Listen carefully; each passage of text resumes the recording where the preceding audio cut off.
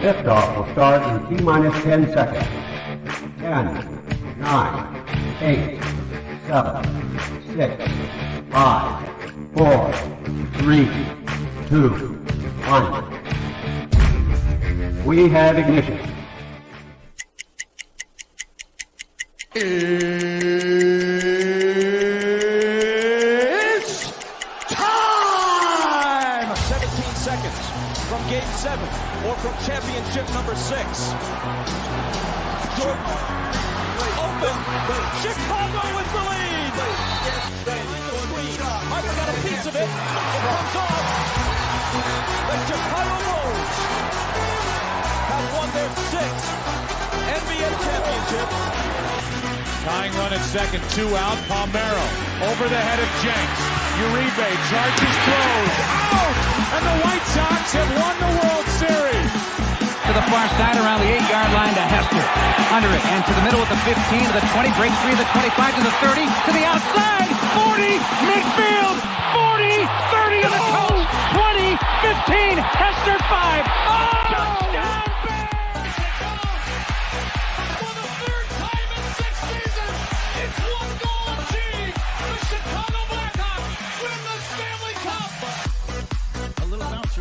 Toward Bryant. He will glove it toward Rizzo.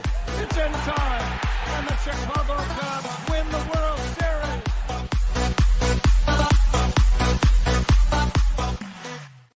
What up, what up, what up? Welcome to Shawn and Maya in the morning on this TGI Mickey Ficky Friday. It's the weekend, baby. And I'm your boy, the SuperBack, Shawn Sierra. Thanks for tuning in. Man, if you're watching us on Facebook Live, well, then I guess you found us on Facebook. If you're not following us on Facebook, what? Go to Facebook, type in Sports Zone Chicago, click the like button, and now you're following Sports Zone Chicago. Simple. But wait, there's more. Go to the show's page. Go to Shawn and Maya in the morning. Like that page as well. So not only will you be following Sports Zone Chicago, but you'll be following Shawn and Maya in the morning as well. If you're watching us on our YouTube channel, excellent. And if you're not subscribed to our YouTube channel, for real. All right, listen, go to YouTube, type in Sports Zone Chicago, click the subscribe button, but also click the bell. That's the notification button, and that'll let you know anytime a show from Sports Zone Chicago is going live. You get it? Got it? Good. Now, if you're watching us on our mobile app, please don't tell me you didn't know we had a mobile app. We do. Come on now. Just go download the app. So wherever you get your apps from, it doesn't matter where you get your apps from, whether it's iTunes, Google Play, Amazon, Walmart, Kmart, 7-Eleven, Zayre, Zemsky, Macy, Montgomery Ward, Woolworth, Weebolts, Goldblatts, wherever you get it from. You go there, you type in Sports Zone Chicago, you download it, you take us with you on the go. So not only do you get Shawn and Maya in the morning 3 days a week, not only do you get our other live shows throughout the week, and not only are they archived there like they are on Facebook and YouTube, but I'll tell you what, we slew, and I mean a slew of articles, thanks to my man Clarence Council III. Big up to Clarence for keeping you abreast of all articles Chicago sports related. Now, if you're watching this on our Roku channel, I like that kind of party, baby. Yeah, if you don't know, you better ask somebody. Man, Sports Zone Chicago, we have our own Roku channel.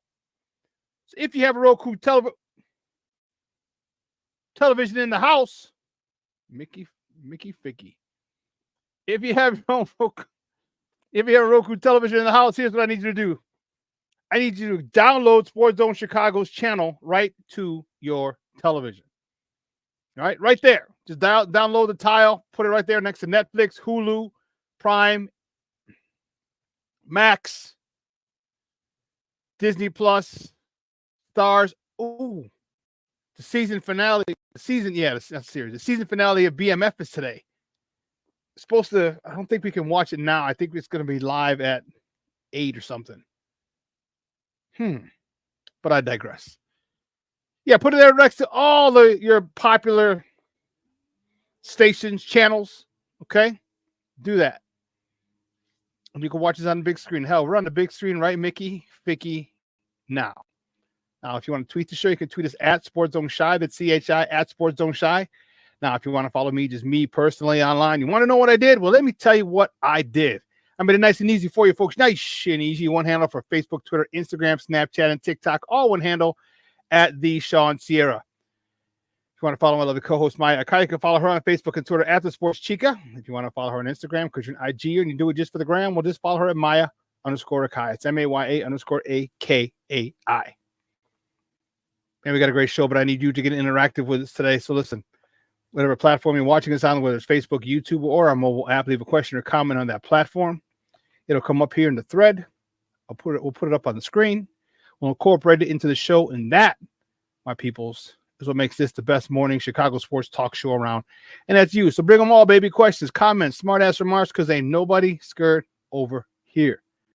You know how The Rock said, baby, don't sing it, just bring it. Man, let's check out the chat and see what's going on right now. Cornelius Squalls in the house early. What up? Cornelius in the house. Oh, my man. Jay Chris, what's up, Papa? How you doing? He's in the Chris that I'm talking about. He's in this joint. My man Armando Emeterio Lara. Junior, my man Junior's in the house. Good morning, brother. How you doing? I appreciate it. Levette Lee's in the house. Good morning, Mama. Thank you so much for tuning in. I appreciate it. I appreciate you. Man, my man Mashawn Walls in the house. A Mickey Ficky, TGIF. Feeling. I hear you. Sports owners, all the sports owners in the house. That's what I'm talking about. Bruja 7. He's in here. Good morning, baby. Thank you for tuning in. I appreciate it. AC Adam in this mother Hubbard. Hell yeah. So listen, I don't know a lot about a lot, but I do know this. More of the usual suspects will chime in as the show goes on.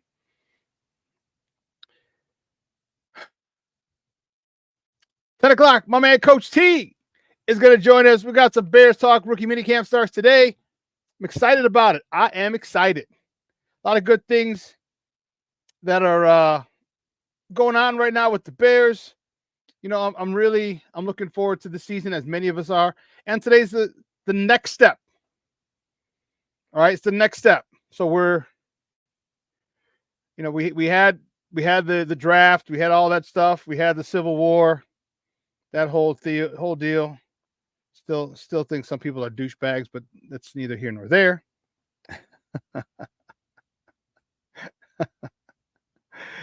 That's neither here nor there.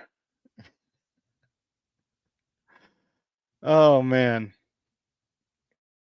And now they got some free agents, which is good. And now the next step is rookie minicamp. Some teams had it last week.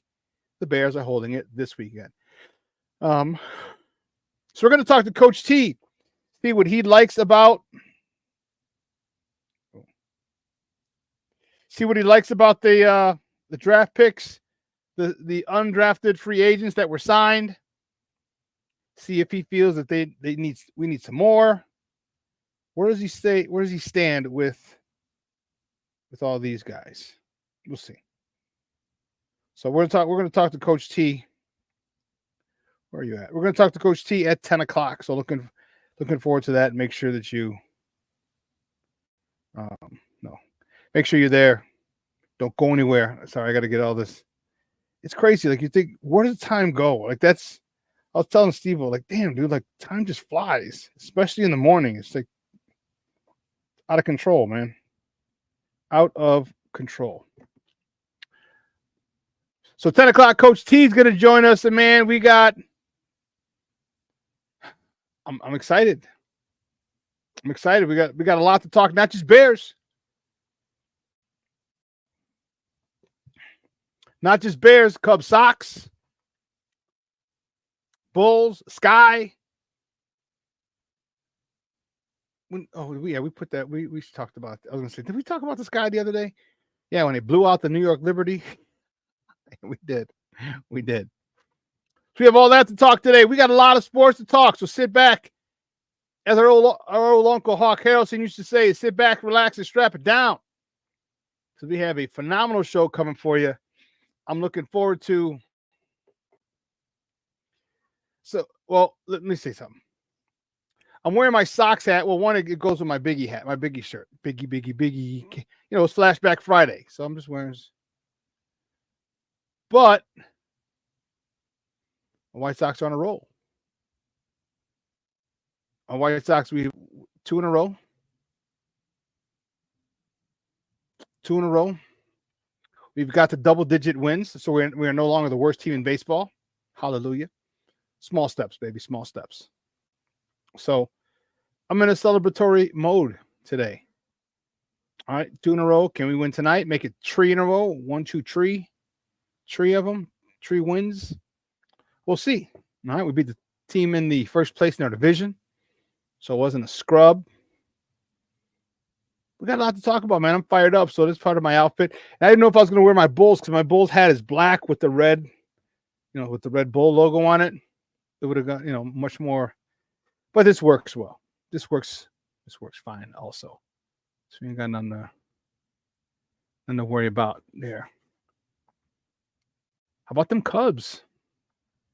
How about them Cubs with a slew of injuries in their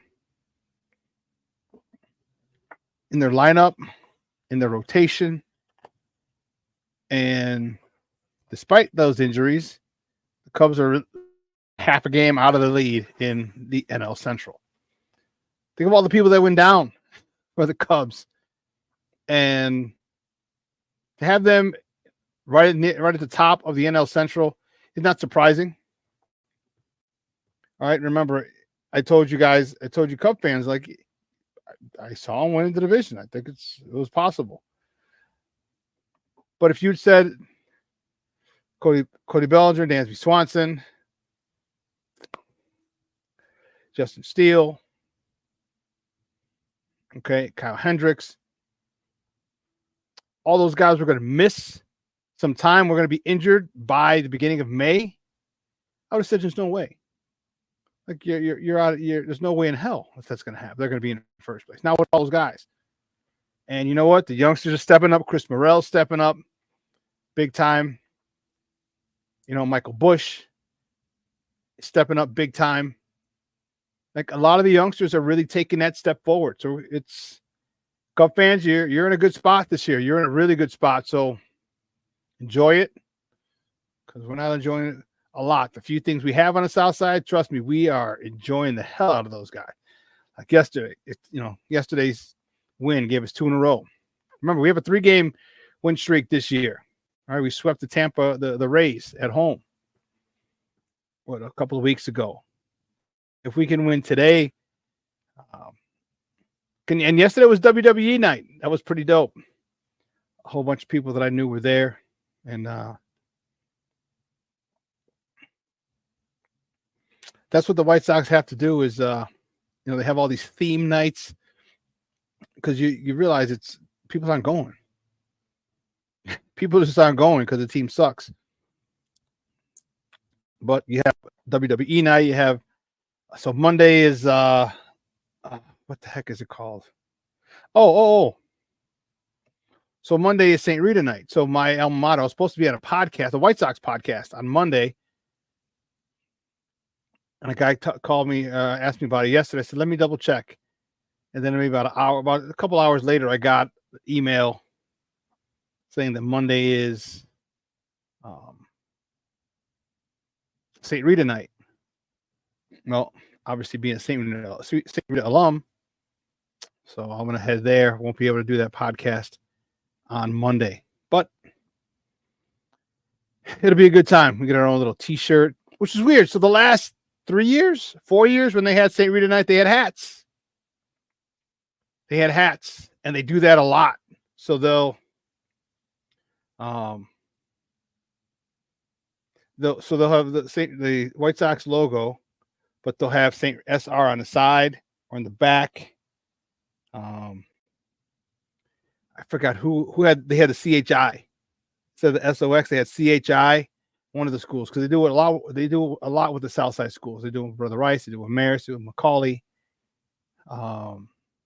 All the Catholic League schools, they'll do it. And I saw the Shy hat, which was pretty dope. So that was pretty wild. I was like, damn, I wish we had the Shy hat. That would have been tight. But the last 3 or 4 years, it's always been hats, which is really pretty cool. Pretty cool. My man Plank is in the building. What's up, Papa? How you doing? I appreciate you checking in, joining us on this TGI Mickey Vicky Friday. Man, it is it's a day. It's a day, man. I was telling guys earlier, I was telling Steve-O, my producer, CrossFit just kicked my ass this morning, man. It was first of all, maybe I went to going to bed at midnight. Probably didn't help having to get up at 4, but I digress. It went from 0 to 100 in like 5 in bam. I mean, the warm up, we probably could have warmed up a little more, got a little more active, got our heart rate going. The exercise was like 9, 7, and 5. So we had a set of nine deadlifts, hand cleans, and front squats, a set of 9 of each, and then a set of 7 of each, and then a set of 5. And my heart was about to bust out of my chest. Whew. So crazy, but good workout. So I'm feeling it. I'm feeling it, baby. I'm excited about today, excited about the show today, excited about Coach T coming on, excited about your questions. Excited about your questions.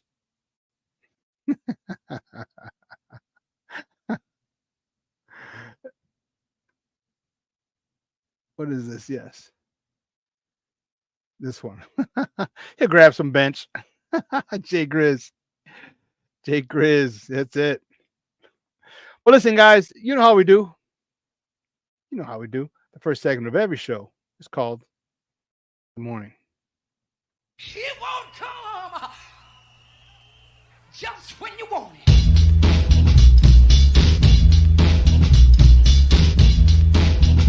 Top of the morning to you. Top of the morning to you. Top of the morning to you.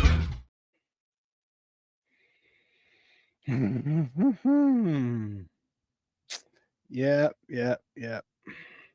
See which way do we go? The first top of the morning topic. Which way do we go? I don't even know which to go. You know damn well I know where we're going. Yeah, baby. The White Sox, baby.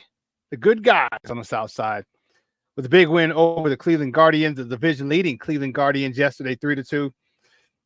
And Eric Fetty, he got the win. He's 3-0, baby. Yes.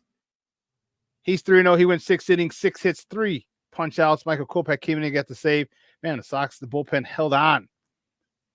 Kopech with his 4th save of the year here, one and a third. So he got a 4-out save. No hits, a walk. And a strikeout. Excuse me. Tommy Pham was 2 for 4 with a double, his 3rd, driving in his 3rd RBI of the year. Andrew Vaughn was 1 for 4 with his 8th double, driving in his 8th RBI of the season. And Paul DeYoung was 1 for 4 with an RBI, his 11th of the season. That bullpen, man. That bullpen. That's why they had to bring Kopech in the 8th. He had a 4-out save. But you know what? He delivered. And that is what I'm excited about. He delivered. All right, because Kopech's been erratic at times. I was just hoping that yesterday the good Michael Kopech would come out. Well, keeping it moving. The next top of the morning topic, we're staying with the good guys, the White Sox. Well, they host Cleveland again tonight. Carlos Carrasco was on the bump for the Guardians 2 with a 5.67 ERA, going up against our fireballer, big lefty Garrett Crochet, who's 2-4 on the season, with a 5.31 ERA. First pitch is at 6:40 tonight. You can catch that game. If you're not there, you can catch it on NBC Sports Chicago, or you can listen to it on the flagship station on AM 1000. Big win for the boys. I'm happy. You know, it's tiring when you're losing all the time. It's a toll. It takes an emotional toll, which is why if you understand, you get people get disgruntled, you get people start popping off, which is why when looking at the Bears and their 14-game losing streak, back in 22 and part of 23, no one really came out. No one came out to the media and bitching and moaning, showing that Coach Eberflus still has that locker room, has it under control, which is probably the main reason why they kept him. But I digress. The next top of the morning topic, the Cubs. The Cubs start a weekend set in Pittsburgh. I wonder if Justin Fields will be there. I don't know. Anyway, Oh man, Javier Assad. He is. What is this? Oh my goodness. I miss. No, you're typing so fast, and there we go. Javier Assad is on a bump for the Northsiders. He's 3-0 with a 1.66 ERA, going up against Jared Jones, who's 2-3 with a 2.63 ERA. First pitch is at Central Time. You can catch that game on the Marquee Network, or you can listen to it on their flagship station, 670 AM. As I said, Cub fans, you're in a good spot. You're in a very good spot. All right, all your people are coming back. You just got Bellinger back this week.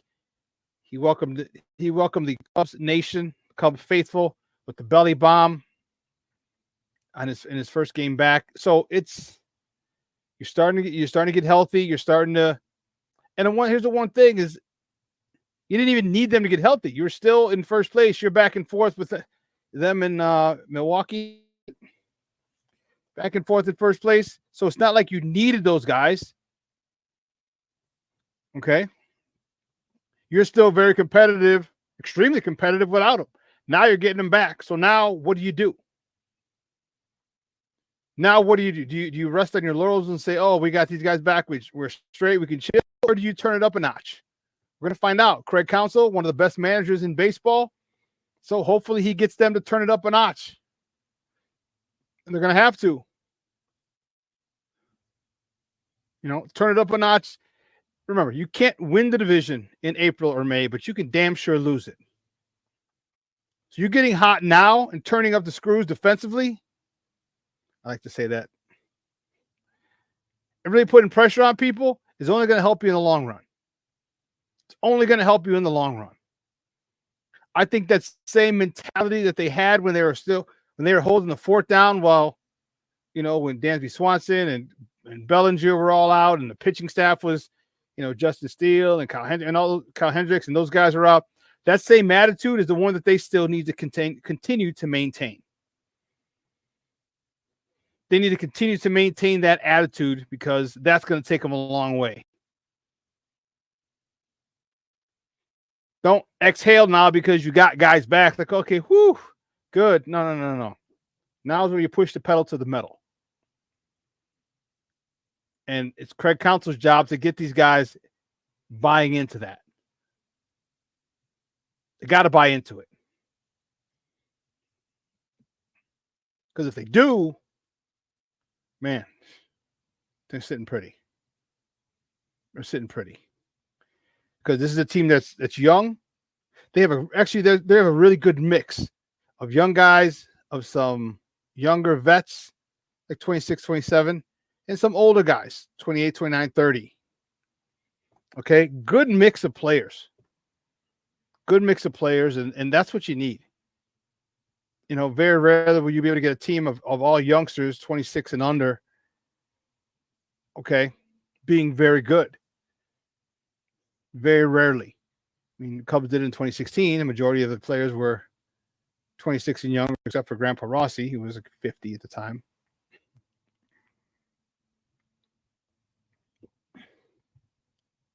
But the good mix, and that's not just that, it's the veterans that they have are winners.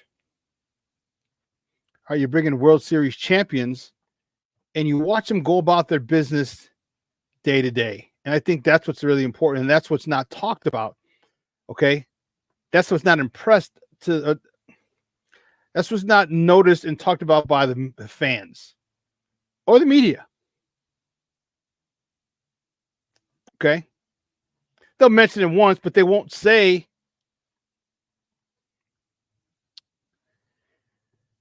They won't highlight the importance of it. And that's the thing that bugs me. Listen, there's coaches for a reason. All right? There's coaches for a reason. Otherwise, players just go out there. You wouldn't need a manager. You wouldn't need a coach. You wouldn't need a hitting coach. You wouldn't need a fielding coach. You wouldn't need a running back coach. You wouldn't need an offensive passing game. You wouldn't need a defensive coach in basketball. You wouldn't need all those guys. coaching is necessary. Coaching matters. Coaching matters. And let's not get it twisted. And this is for all sports. Coaching matters. So, Cubs run. Yeah, I think. I think they have a legitimate shot at the division. I know it hurts me to say it, my Sox fans. I know. But I got to keep it real. Got to keep it a buck. Cubs are as good a chance as any. I even think I picked them to win the division this year, especially if they got Belly back, and he did. Okay. But now what I really want to see, okay, Craig Counsell, you've gotten X amount of dollars to come manage this team. You left Milwaukee to come here. I need to see us go on a little bit of a win streak. I don't need 30 games. No. It's like, you know what? Give me modest win streaks. Give me 3 or 4 and lose 1. Give me 3 or 4, then lose 1. Then give me 5 and then lose 2. Then give me 3 and lose 1. Okay? Because that adds up, and that adds up quick. Adds up really, really quickly. So, Cubs, Mr. Counsell, I need to see some stuff now. Everybody's back for the most part. They're healthy. Let's make a run. Make a run. Try to create some separation between you and the rest of the division, because there's going to come a time where it's going to ebb. It's not always going to flow. It's going to ebb a little bit, and you want to get as many wins now as possible, and make the wins flow as much as possible to hold you over when the time where those wins are ebbing, and they're not coming every day. Maybe you go 500, or maybe a couple games under 500. But you played so well into the whole month of May and into June that you're up 10, 15 games over 500. You can withstand that storm and not fall too far in the standings, if fall at all. Fall out of the top spot. So, but listen, here's what I got to do. I got to take a break. And on the other side of the break, we'll finish up. We have a few more top of the morning topics. All right. So don't go anywhere, folks. Keep it locked right here. Shawn and Maya in the morning on Sports Zone Chicago. Hey, it's your boy, the SuperBack, Shawn Sierra, and be sure to follow Sports Zone Chicago on all social media platforms, on Facebook, Instagram, and our Roku channel. You can find us at Sports Zone Chicago, and on Twitter, we are at Sports Zone Shy. Also, be sure to download our mobile app so you can take Sports Zone Chicago with you on the go. Time out. How are you feeling right now? Happy? Excited? Angry? Overwhelmed? One of the best things you can do for your mind health is to name what you're feeling. It can sharpen your awareness and help you talk about your feelings with someone you trust. Here are 3 questions to ask yourself. Where are your thoughts right now? In the past, the present, the future? Do you notice any sensations in your body? Is your heart beating fast? Is there a flutter in your stomach? Or are you fully relaxed? What do you need right now? Time with others? Time to yourself? Remember, there's power in this awareness. So find ways to identify what you're feeling today.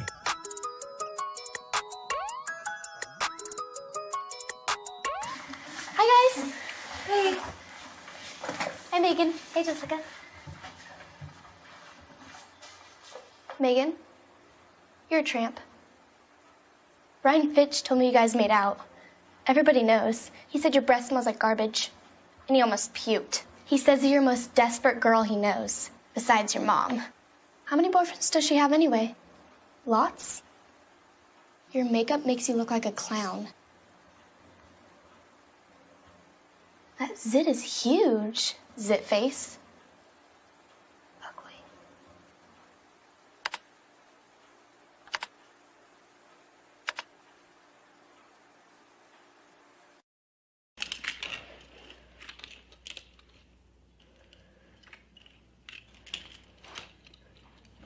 Hey, bud, what you doing? I'm playing with cars. Cars? Can you show me what a car does? Whoa, whoa, whoa, whoa, whoa.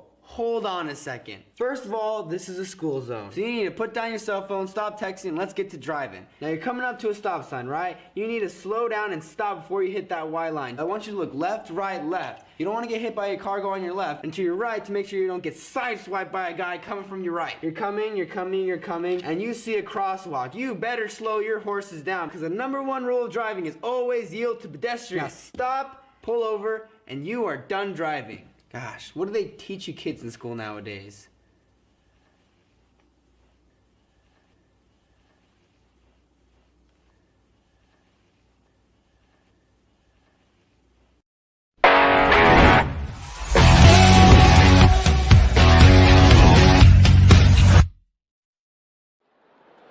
Payoff with 2 down. And Ramirez, fly ball out into right field. Sheets will make the catch on the run. Andrew Vaughn out to right center field. Going back is Freeman in center. And it's off the wall. Tommy Phan's being waved in. And he will score. The White Sox strike first. DeYoung hits this one hard. Ramos had to wait momentarily. They are waving him in. And the White Sox take a 2-0 lead here in the second. Delivers that one out into left, and DeYoung, they're waving him in. It's the White Sox with a 3-0 lead here in the second. There's the ground ball. Lopez throws over, and Jordan Leisure pulls a Houdini. Bases loaded, nobody out. And the youngster gets out of the jam. Well, you're watching the maturation process of a very young pitcher coming into the major leagues and asking to get out of a high leverage situation. Eric Fetty is pumped, as you would expect. Yeah, welcome back to Shawn and Maya in the morning on Sports Zone Chicago. Those clips courtesy of NBC Sports Chicago. That's what it was, baby. I'm telling you, that was it. Whew. Eric Fetty was fired up. Jordan Leisure got him out of a bases loaded, no outs jam. Whew. Man, I'm telling you. Black Diamond, what's up, Papa? Thanks for tuning in. I appreciate it. We'll probably be on today. Let me think it's today. I'll be back today.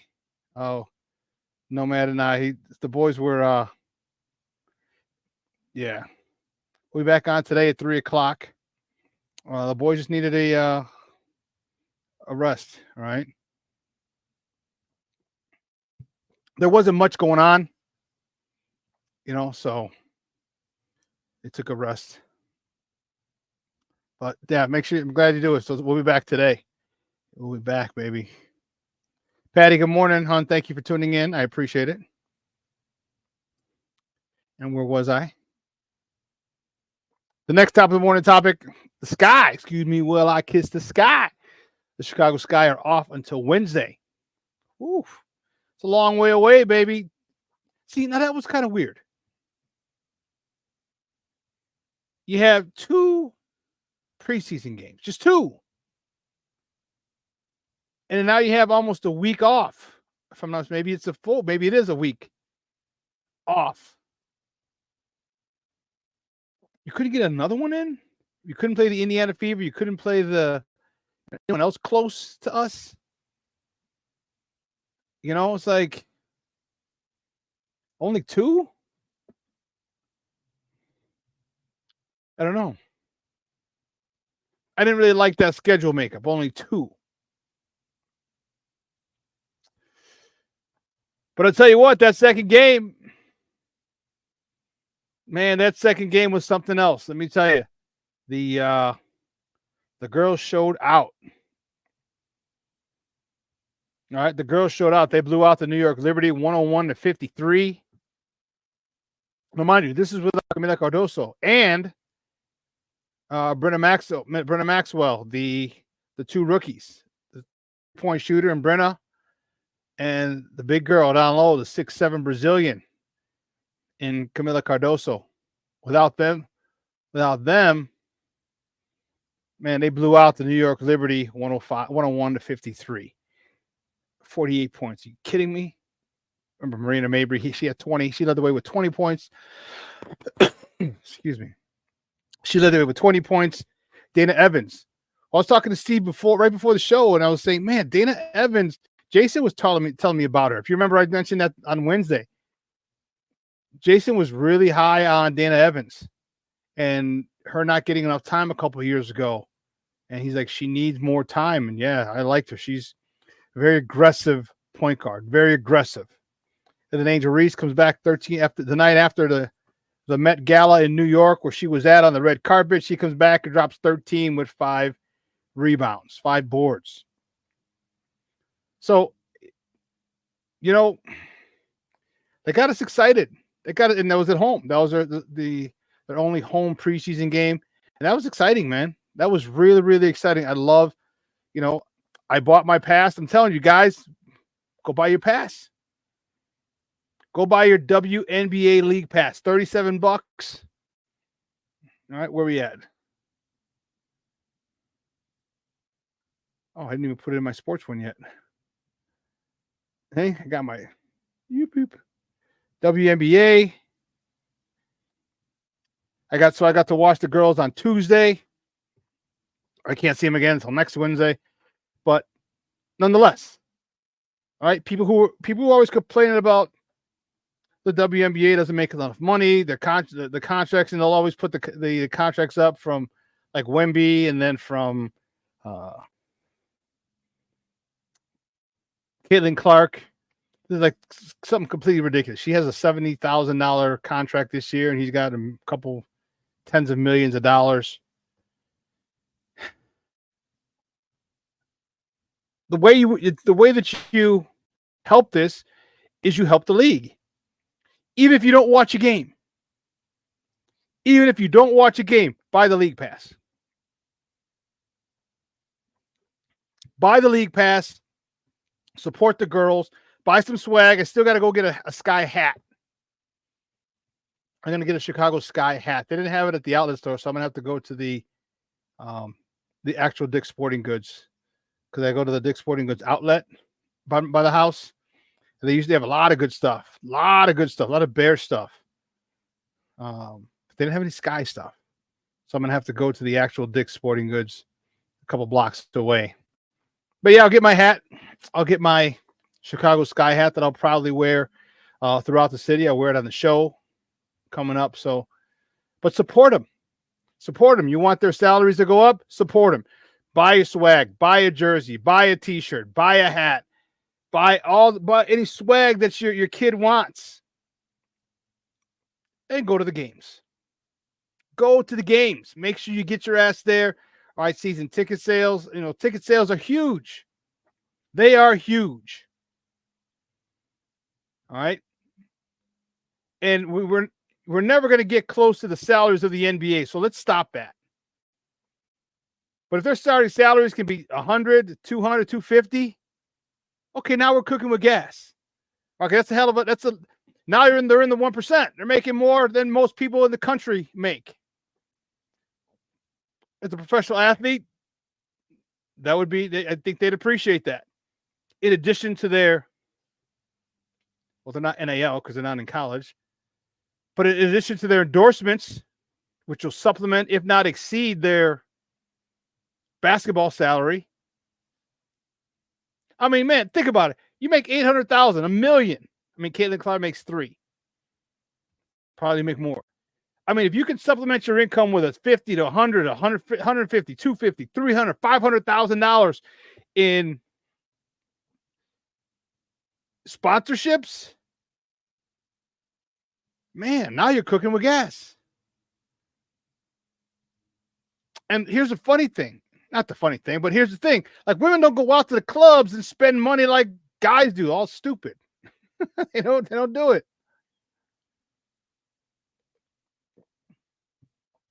Not saying they don't go out.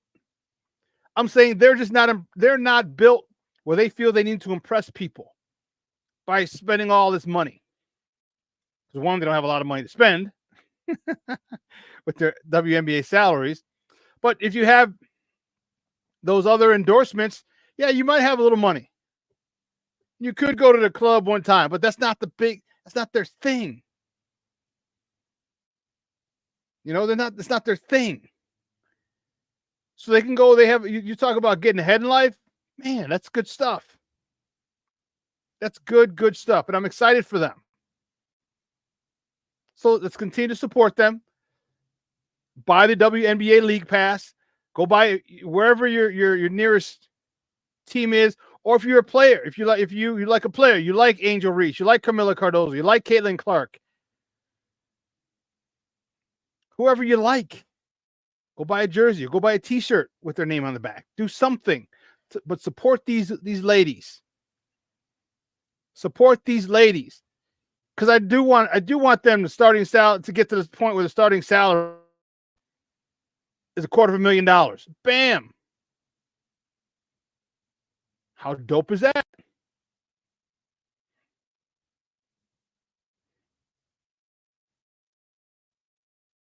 Bruja 7, good morning, Papa. It says WNBA franchise granted to Toronto. 2026. Okay. Good. Good.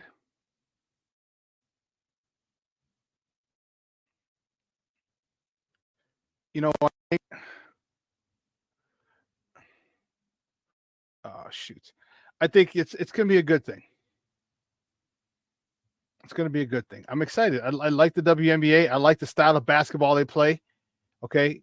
If you're a guy like me who loves the fundamentals of basketball and loves good basketball, man, then watch this game. Because you have athletes. You don't have the athleticism isn't as crazy as it is in the NBA, but that doesn't mean it's not good basketball. It doesn't mean that at all. Hold on. What's all that? It's not that at all. I mean, you talk about picks and rebounding. They're going to play a little more, they're a little physical. I like the style of play that they partake in. Bruja, I've just recently started to root for the Chicago Sky, so they're late for me. Yeah, it's okay. It's okay. It's okay. Oh, you're busy, huh? No worry, Papa. I appreciate it. You're busy doing something. You know what? If you're really busy, I really appreciate you tuning in while you're busy. It means a lot. I appreciate it. Thank you. Thank you. You know, so I think that's a cool thing, you know. I just want to get to the point where they have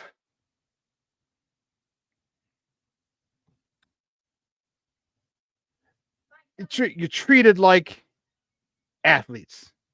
Or you're treated like pro athletes. You know, $70,000. People that come out of college make $1,000. You know what I mean? It's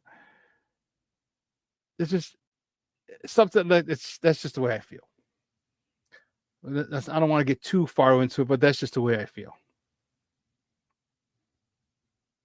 Next top of the morning topic. Peep this. NFL rumors, Netflix.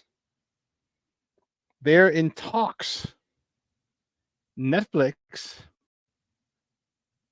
may, it's not a done deal, contract talks to stream Christmas Day games for the NFL this year. Okay.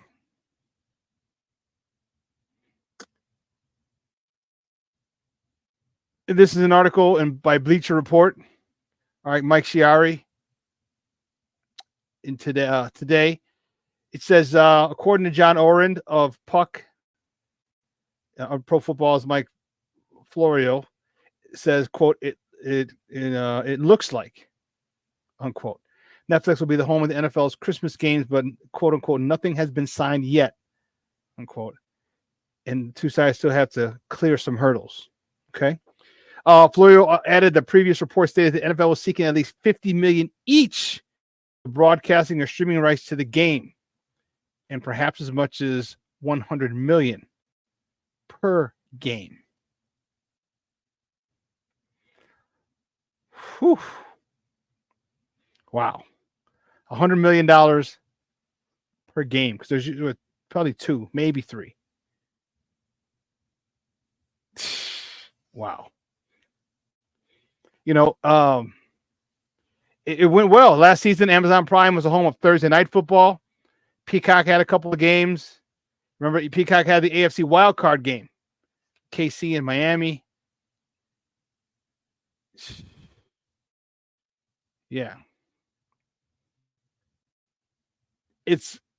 And according in the article, it says, you know, Netflix is still in its infancy in terms of live streaming events, but they're trying to get into that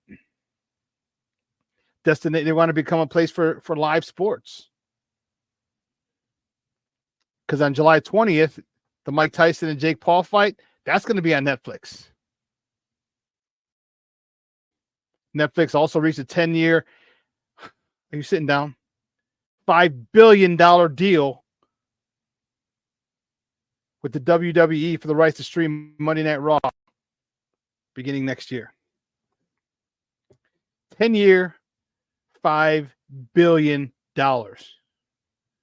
What? That means every year Netflix pays WWE $500 million average. You imagine the spots and I mean, think how many millions of people watch it.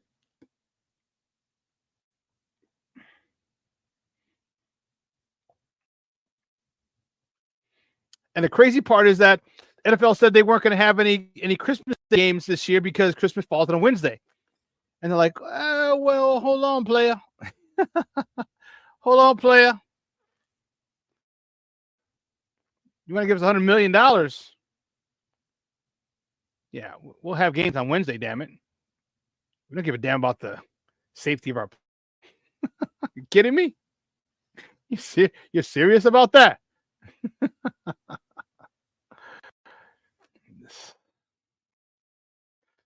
Cash rules everything around me. Cream, get the money. Dollar bill, y'all. That's all the NFL is about is money. Players that are come out. And now you see why players hold out. Now you see why players are asking for all this money. Now you see. You know, Netflix, you got the $5 billion you're paying to every $500 million a year for the next 10 years, you're paying Netflix. What? I mean, Netflix, you're paying the WWE. They got money.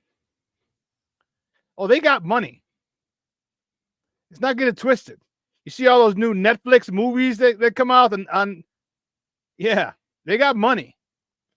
You're $19.95. Remember Netflix used to be like $6?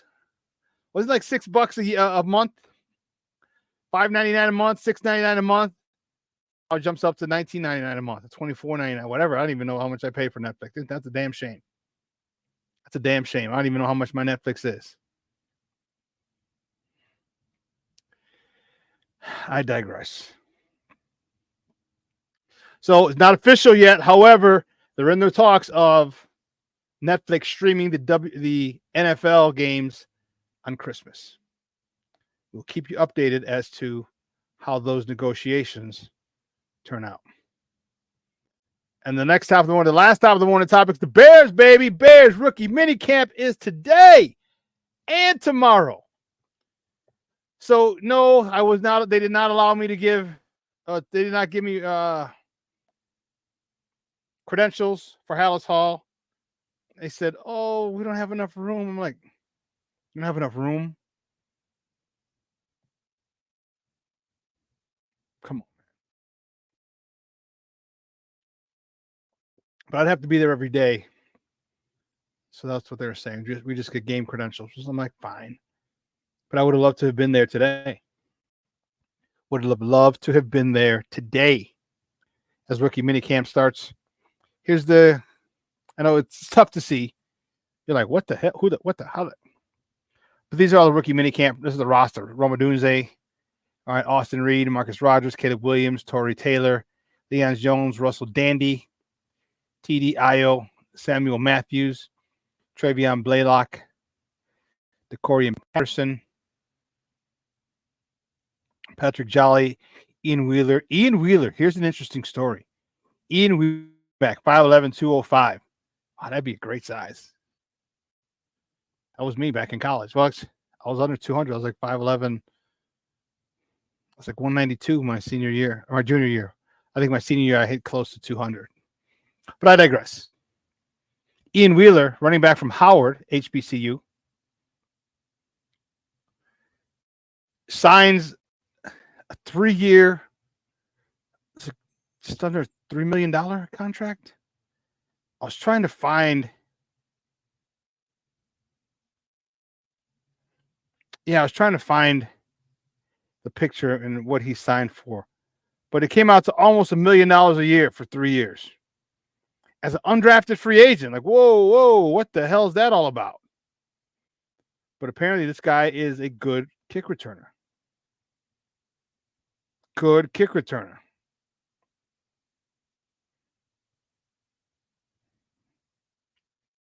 You know, the rules, which is putting a lot of pressure now on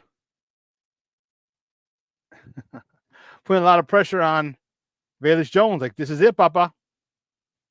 This is it. And there's a lot more. You can go down there and read the whole list. There's a slew of people. Oh, there's a kid from Arizona State from Bolingbrook. Deshaun, defensive tackle, Deshaun Mallory. Okay, that's dope. From the Brook. Belleville. Oh, that defensive tackle out of Illinois, Keith Randolph from University of Illinois. One of the 3 tech is from Belleville. I didn't realize that. You got Kieran, the guy they drafted from Hinsdale Central. Got a couple of local boys here. Pretty cool. But it begins today, and this is the next step. All right, we're expecting a huge 2024 from everybody, from this Bears team. We're going to see how it plays out. All right, but listen, we're going to take a quick break, and on the other side of the break, well, let's see real quick. Let's see. That's funny. But remember, I told you when Caleb did that, that's when I knew that Rome Odunze is falling in line.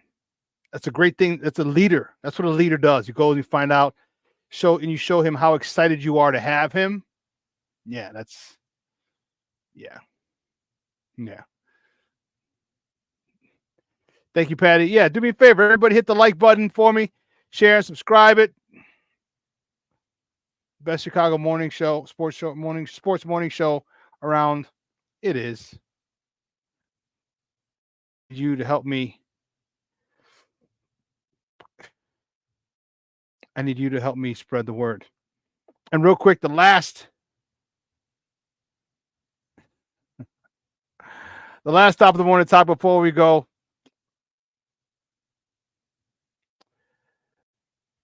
The Bears, I'm sorry, the Sox, the Hawks,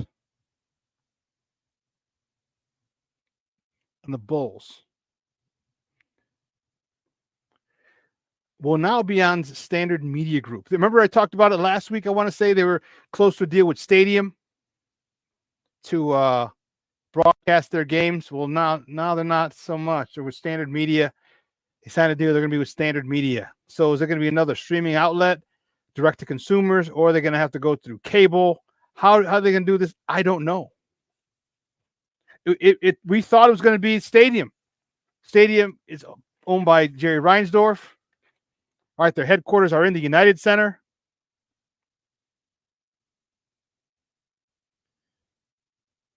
So now it's going to be a new regional sports network. So, what are they going to do? Well,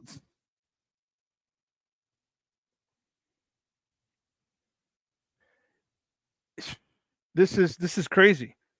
We thought it was Stadium, but the Hawks, Bulls, and the Sox are going to be on Standard Media. Wow. So what's the name of the of the. Is it going to be? It's not going to be like. I don't think that's going to be the name of. That's the name of the company. So they're going to have to come up with another regional sports network, or is it just going to go right to the consumer, direct to consumer? I don't know. We're going to find out. But real shocking that they didn't go with Stadium. Really, really shocking. But listen, let's take a break. On the other side of the break, we're going to welcome my man, Coach T, is going to join me, and we're going to talk as rookie minicamp starts today. We're going to talk Bears. So, man, go get your popcorn, go get your coffee, go get your tea. All the Mexican mothers, Feliz Dia de las Madres. All right, it's Mexican Mother's Day. Every May 10th, it's Mexican Mother's Day, no matter what day it falls on. So happy Mexican Mother's Day. All right, and then you get to celebrate again on Sunday. All right, go get some tea, get some pan dulce, get a concha, something with your cafecito, okay? And sit back, relax, and strap it down. Me and Coach T going to talk some Bears for you on the other side, so don't go anywhere, folks. Keep it locked right here. Matter of fact, call your friends. Tell them, hey, the SuperBack and Coach T about to get in it. Back right here, Shawn and Maya in the morning on Sports Zone Chicago. Hey, it's your boy, the SuperBack, Shawn Sierra, and be sure to follow Sports Zone Chicago on all social media platforms, on Facebook, Instagram, and our Roku channel. You can find us at Sports Zone Chicago, and on Twitter, we are at Sports Zone Shy. Also, be sure to download our mobile app so you can take Sports Zone Chicago with you on the go.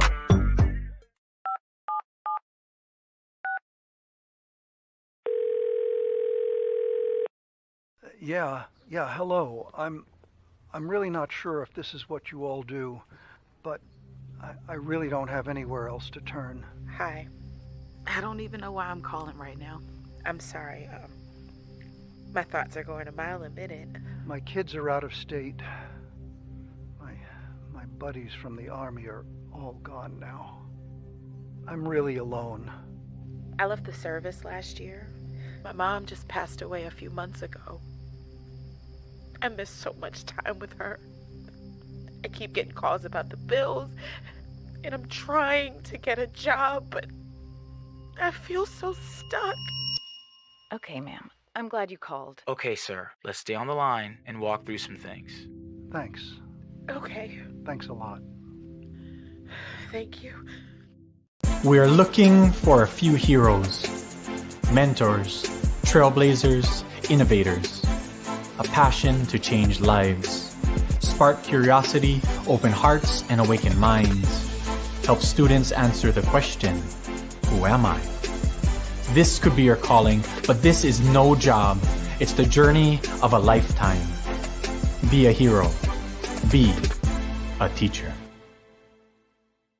Every day we take steps to keep the people we love safe, but some health risks are easy to miss. Ticks hiding in the yard can spread germs, like the ones that cause Lyme disease. Mice searching for food can spread bacteria that makes us sick.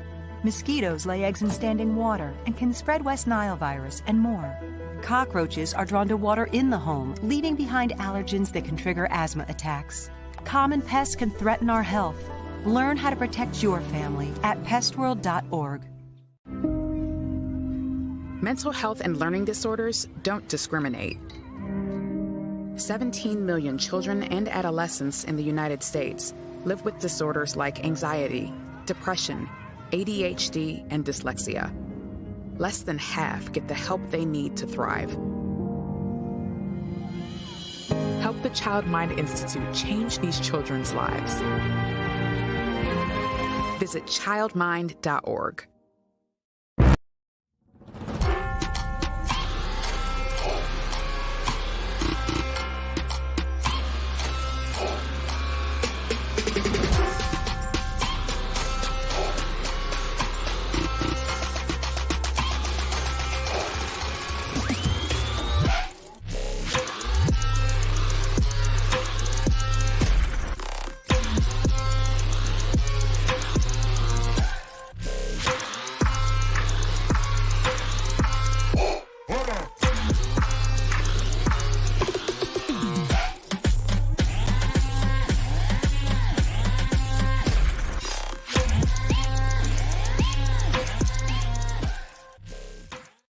Welcome back to Shawn and Maya in the morning on Sports Zone Chicago. Those were clips of our newest wide receiver, our newest stud wide receiver. So is he 1C? Well, that's Coach T. That is he 1C? Because he ain't number 2. Damn sure ain't a number 3. So is he a 1C? And how soon before he becomes 1B or 1A? That's, what that is? Those are called first world problems. That's what that's called. A gluttony of receivers, of stud receivers. That's what that is called. My guest, you've seen him on here plenty of times. Excuse me. He's a good friend of the program and a football coach just like myself, which is why I love talking to guys who played the game and or coach the game. All right, it's just a different level. It's a higher level of football conversation. Because what we try to do here is we try to educate you. All right, we try to educate you because we know there's a lot of stupid meathead fans out there, okay, who just say dumb shit because they don't know any better. Okay. But when you get guys like this, my first guest, and I talking, like it's another level of football. So if you haven't played the game and you're just a casual fan, there's nothing wrong with it. All right, it's just not your experience. You're just a fan, and it's cool. All right, but here we try to educate, and you can get 2 good guys right now who are going to be able to drop some knowledge on you, okay, in regards to the game of football. Hell, I'm still learning the game of football, all right? And I started playing when I was 10. I'm 52 now. That's 42 years. All right, going on 43 years. All right, and I still learn things. You're never too old, never too experienced to learn. All right, so sit back and let's welcome my man. You can find him on Twitter at Bears360 _ Coach T. Guys, just welcome back to Shawn and my man, Coach T. Coach T, what's up, Papa? How are you? Good morning. What's up, my man? It's always good to join the show, man. What's up, Shawn? Long time no see, man. It's been a long off season, by the way. It has, man. It has. It really, really has. And you know what? This is the next step. All right. We had the Civil War, we had the draft, and now this is the next step, rookie mini camp. And then we have, OTAs, and then we're going to have training camp, then mandatory mini camp. And then all these things are going to happen. And man, before you know it, the season's going to start, and you got to rely. You better strap on and strap it down, because that season's going to go like that. That's those 18 weeks. That flies. So it's just, and I was telling people last year, enjoy the process. Right. Everything that happens, enjoy it, because it's going to fly, man. It's going to fly. Yeah. How excited are you? Okay. How excited are you now? Because we haven't talked in a minute, man. So let's go back to the draft a little bit. Once they traded Justin, we knew where they were going. Me and you got some flack over, we wanted to keep Justin, and which is fine. Yeah. How excited are you moving forward now with Caleb Williams, with Rome Odunze, with Kieran, with Booker?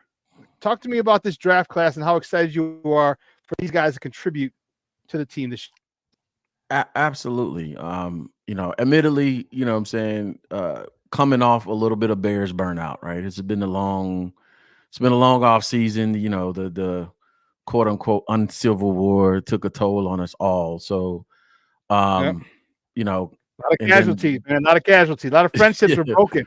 Yeah. I don't know. I don't think I've that's the case for me as far as friendships. But I think, after that part, to answer your question directly, I'm excited about the roster that we have. Excited about, you did the highlight, Rome Odunze, Everett, Komet, Keenan Allen, like the whole, Swift in the backfield. Excited about that whole group being together. Excited about Shane Waldron. How about that? Which I think is the story of this period right now. So coming off a little bit of Bears. Coach, I said the most important acquisition this offseason was Shane Waldron. Absolutely. It didn't matter if Justin was going to be there or if they drafted Caleb, which they did. The most important acquisition was Shane Waldron. And that is because he is a veteran play caller who knows how to maximize the skill set of quarterbacks. Absolutely. And that's the important part for me as well. I think I said I was coming off a little bit of Bears burnout, but the anticipation is starting to build because this is a huge blind spot for the fans, right? I thought Dan Orlovsky and Chase Daniels did a great job in showing and displaying the playbooks. Yes. I thought that was great. And I can't wait to dive into that and jump on it, like, because that's the huge blind spot for fans. Fans believe football is Madden, and they don't realize that thick old book. Now, I'll tell you, take that book, for even in high school, you take that book, and that book only cuts down to about, 2/3 of that cuts out for even at the high school level. You know what I'm saying? Like, it gets that complicated, right? And Dan Orlovsky begins to go through even things as simple as, the huddle, how to form the huddle, how to break the huddle. Everything has to be installed, right? This is Shane Waldron's finest. This is going to be his finest hour. This is going to be the biggest indictment on who he is and how the 2024 version of the Bears perform on the field and what's his strategy, because you have that big old thick encyclopedia of a playbook, but you have a rookie quarterback as well. So for Caleb, like Dan says, they install it 3 times, right? They do it 3 times, but how does he implement? That's install, and then there's implementation, right, as well. So you're teaching everything up front. You throw everything at them as much as at front to see what they can retain. And then the second 2 installs usually turn out to be smaller iterations of the first install. So it's how much you can retain, how much of the language. And I love the fact that Chase picked it up and said, okay, Dan talked about it at a micro level. Let me go. He talked about it at a macro level. Let me go micro. Here's the breaking the huddle. Here's the formations. Here's the shifts. Here's the motions. Everything's called a different thing. The checks, the protections, everything. This is when I get excited because, you know what I'm saying? We talk a lot of talk. This is, the offseason is the conjecture debate part of the season. But as I tweeted out a few weeks ago, we're starting to get closer to my time. When we start talking about this type of stuff, actual football, X's and O's, we start to look at we start to get to the film and be able to break down the film. We can debate whatever, but when it comes to actual football, when things start happening on the field, we start talking about how things actually, happen in practice leading up to, then that's the sweet spot for me. I just, the back and forth conjecture BS, man, it's just not fun. It's not fun. So yeah, Shane has to do his thing right now. He has to do it smartly, and something for the fans to keep out for, right? Now that people are paying attention now. For Caleb, this is what I'm looking to see how Shane handles Caleb, because the air raid system, this air raid RPO heavy system, if you go back and watch Chase's, description, he did one play. It was an extensive NFL play call that had both a run and pass check in it, had a bunch of stuff in it. Mm-hmm. That air raid system, this is why I was like, man, I don't know if they're going in the direction of Caleb. This air raid system, the air raid system that he comes from, doesn't require all that. You know what I'm saying? The air raid basically has about, 12, 16 core plays that everybody runs. But when you call a play, when you break the huddle, all those things, it's not as expansive as what he's about to get. So, I'm going to be paying close attention to how this process is going, because, it's going to be a growth and development for him professionally, as a quarterback, and adapting to the NFL and all that other stuff. So it's going to be interesting to see. It really is, guys. We're joined by Coach T from Bears 360, talking Bears football here on Shawn and Maya in the morning on Sports Zone Chicago. Yeah, I'm excited to see, and you know what? It's good to know that Caleb has had a head start, so to speak. Yeah. you know, and it tipped my hand because Coach Eberflus actually had talked about it. Remember when they said, "I will get him in and we'll continue with the install." When he was planning his 30 visit, I'm like, continue with the install. Like, Oh yeah, when the man. hell, Come on, when the bro. hell you been, when the hell you been Come on, installing? man. Come And on, like, man. come on, Coach, come on, Coach Flus, Come you on, can't, you know the deal. like, you can't just be doing that, dog. Like, you know, Yeah, let's but you not know, fool ourselves. his Let's coach, not fool ourselves. Install started with December 31st. Install started. You know what I'm yeah, saying? After the pro day, install started. Let's not. yeah, It's a lot. I keep tweeting. It's a lot. Break the huddle. Get to the line of scrimmage. What are we calling each formation? What are the protection adjustment? We slide protection, scat protection, right? You know, my offense, we call it rain. If we scat protect left, is lightning. You know what I'm saying? What's the motions calls? What's the shifts? What's the adjustments? What's the checks? What's everything? And you have to be obsessive about the details in football. I think Vic Fangio said it yesterday in his press conference. I love the statement. He said the one thing you don't want to do is get to a part in the season and be like, damn, I wish I would have stalled that because we need it now. That's why you install as much as possible in the beginning. And at least you put it in their memory bank so we can recall yes. and say, hey, remember when we install this? Now's the time to implement that in this week, in this game. I know we might have not have worked on it that much. And the NFL is a unique creature. But I want to take a step back and go back to the Caleb thing. You had to have started install in this unique situation with him early. I think this will be a great time for him to buckle down, get in the books. I'll be interested to see, and I don't like the off the field stuff, but it'll be interesting to see how active he is in social media and things of that nature, because this is 303, buddy. This is football 303. This is not 101 air raid. So you don't have a lot of time for a lot of stuff. You need to be in the books.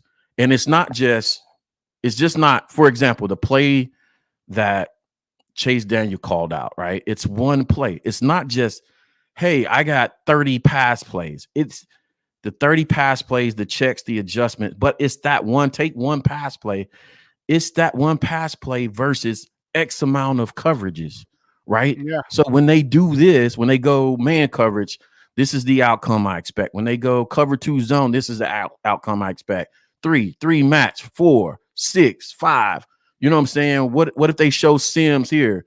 Do we check out if they're showing Sims? What's the other thing? Is Sims or what is simulation and something else? I forget what the option. Sim is they simulate pressure, but they back off. The other one is cinders or something like that. But either way, you have to go through all those scenarios with maybe that one play. But there's not enough time. There's not enough time to simulate every look that you're going to get for one play. So preseason becomes important. Go ahead. That's the thing, Coach, that people just don't get it. You know what I mean? Like, you don't, like, you went through exactly what they have to get done. Because just because you call a certain because you call a certain pass play, what are you know what I mean? You got to figure out the formation. You got to figure out, here. You got to figure out the coverage, like you talked about. Are they disguising it? All right, it looks like single high. But are they going to roll the safety back and then the cover 2? Once you got to figure, because if it's man free, okay. If it's cover 1 with then here's where I'm probably going to go. I should start here.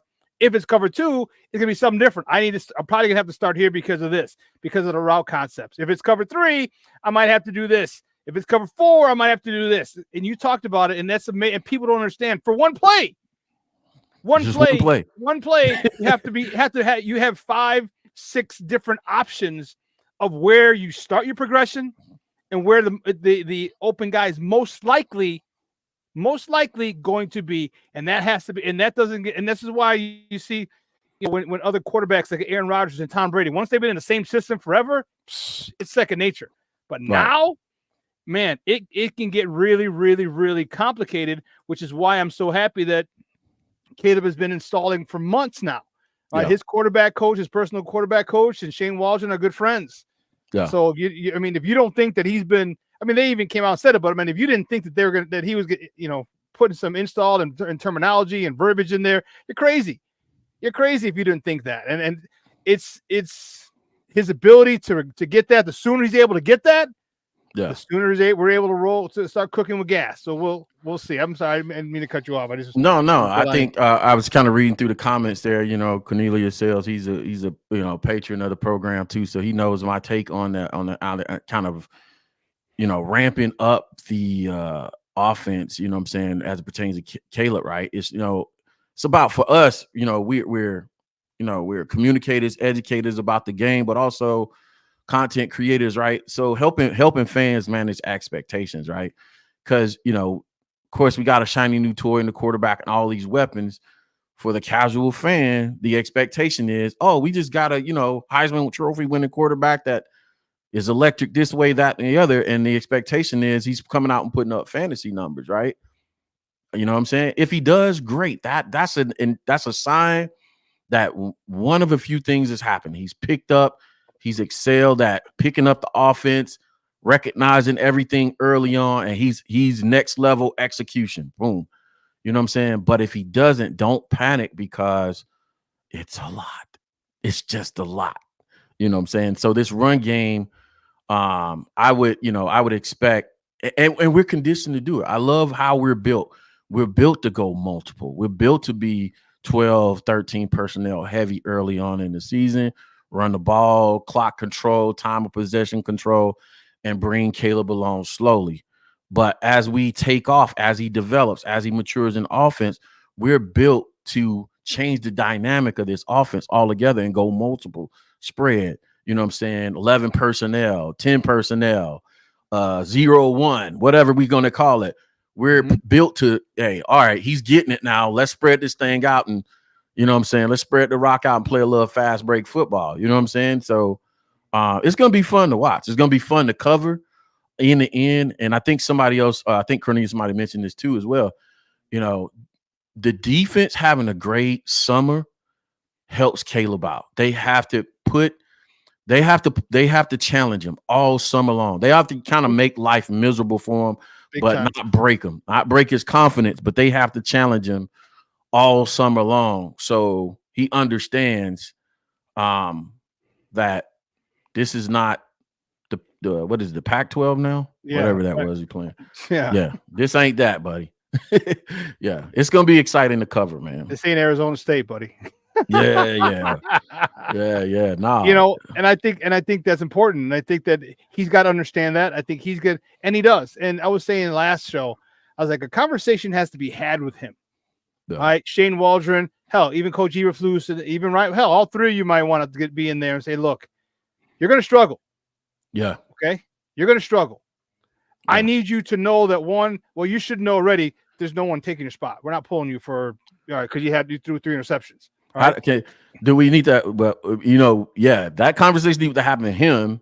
I mean, to cut you off, but that conversation needs to happen with the fans as well.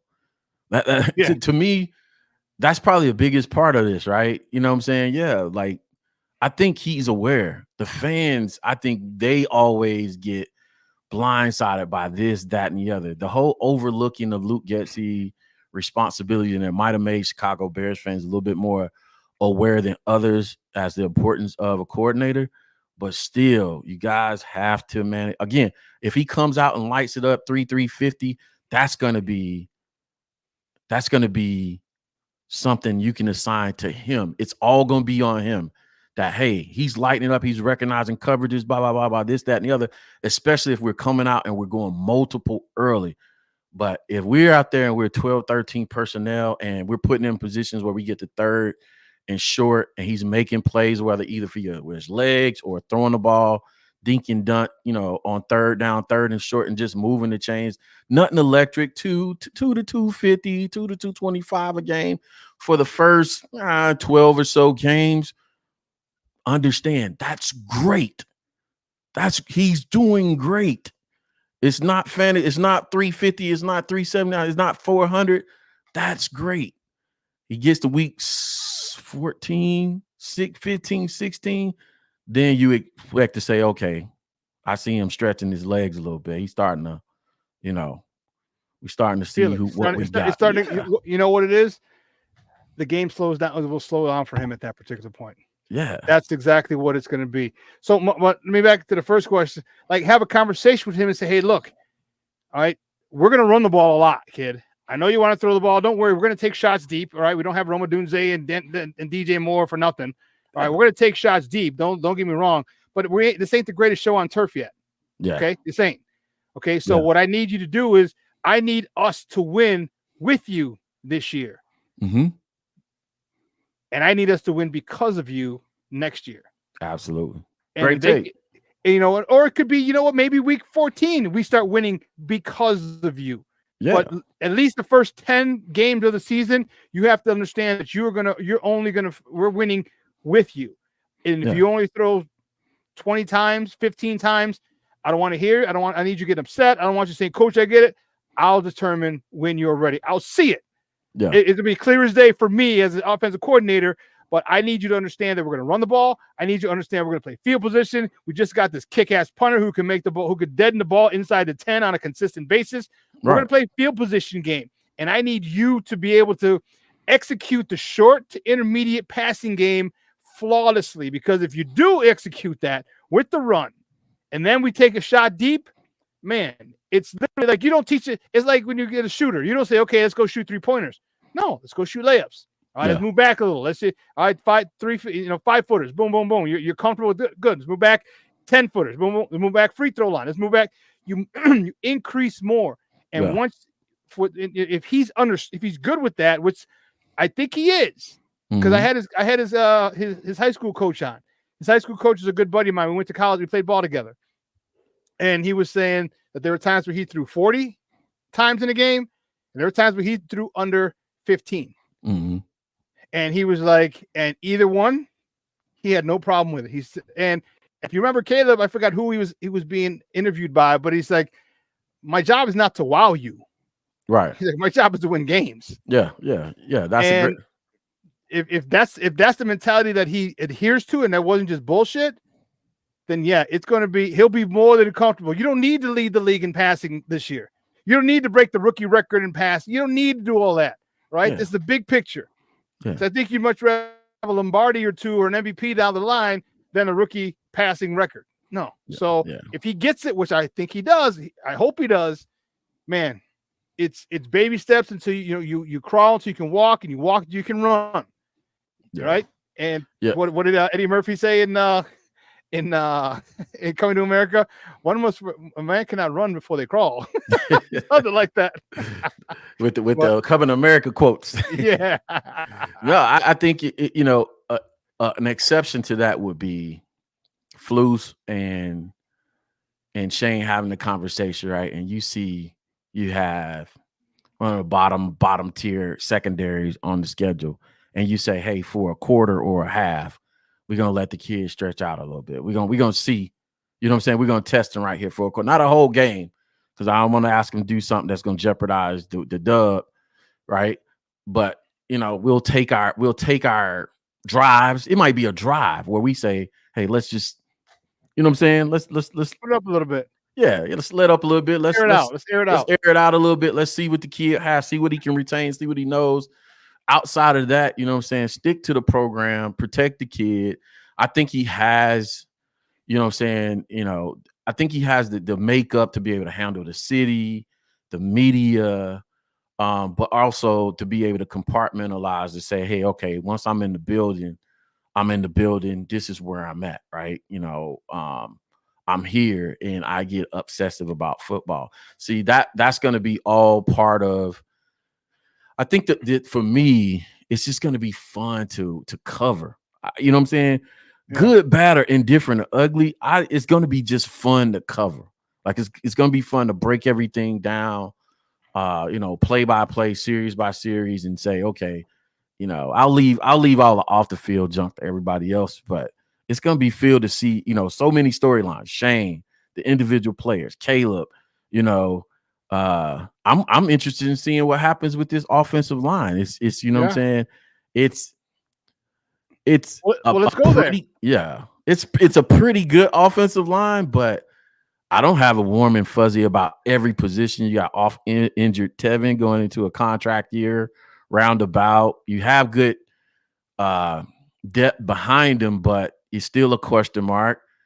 The center is not a guarantee, but they got pieces.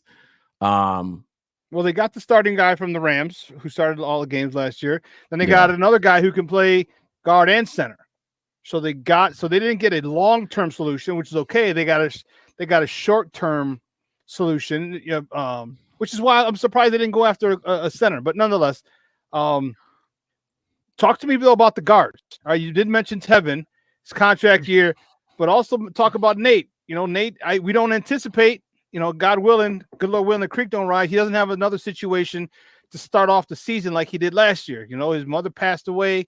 It's a lot. And, that's a lot. And that offensive line that they wanted week 1 didn't play together until like week 9 or 10. Yeah. That's a big chunk of time where your starting offensive line that you compiled in the offseason isn't on the field together. What they have going for them is SEMO. I want to, on the positive, what they have going on them is SEMO and the continuity. Explain to of make sure SEMO. people know who SEMO is. Yeah, Chris Morgan, the offensive line coach, and Coach Dre, the tight ends coach, because both of them work together, both offensive line and tight ends to work together. So they all have continuity of language. At least that part they have working for them. So it shouldn't be a whole lot changing in terms of terminology up front. That's what they have working for them. But as far as performance, and God bless Nate Davis, he has to have a bounce back year, because we can't just check the box as this is a given, right? We haven't seen it in the Chicago Bears uniform. So hopefully he has a bounce back year. We have to say, hopefully Tevin stays healthy.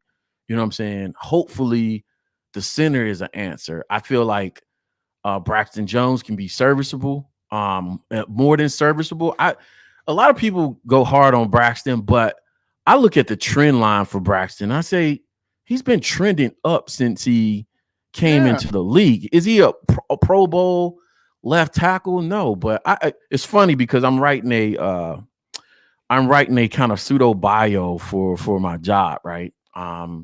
And we have to, they're presenting everybody, and you have to, provide a professional quote that stuck with you. And mine is one that resonates with me for life and professionally. Don't let perfect become the enemy of good, right? Don't let perfect become the enemy of good. It keeps you on a path of continuous improvement mindset, right? So when I look at people like Braxton, I have to look at the trend line. Not, is he a Pro Bowler? No. But what's the trend line been on Braxton since he came in? Has he regressed since he came in the league? And the answer to that question is a resounding hell no. So is he a Pro Bowler? Nope.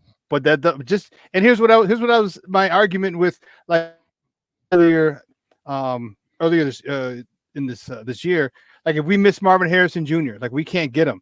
Like, okay, I think Marvin Harrison Jr. personally is the best player coming in this draft, and I think he's generational and could be a Hall of Famer. But does that mean that you can't go get a wide receiver who's great? Right. Does that mean that we failed? Just because this guy's not a Hall of Famer, he's just great. He's going to make 2 or 3 Pro Bowls in his career.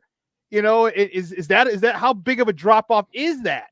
And what's your ceiling for Braxton Jones? I'll tell you mine, but what's your ceiling for him? You want average, above average, Pro Bowler, Hall of Famer? I know we're not up there yet, but just what's your ceiling for Braxton Jones?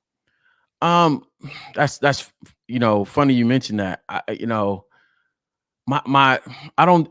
It's hard for me because I don't think about it in that context. I pay attention to the trend line, and I say, if he keeps on the trajectory he's on, he can be whatever he wants to be, right? He keep getting better year over year. Because you ask the physical makeup of a bookend left tackle, a Hall of Fame left tackle. Does he have the physical makeup of a Hall of Fame left tackle? Besides being a little bit light in the rear end, no diddy, pause, whatever you want to put on that.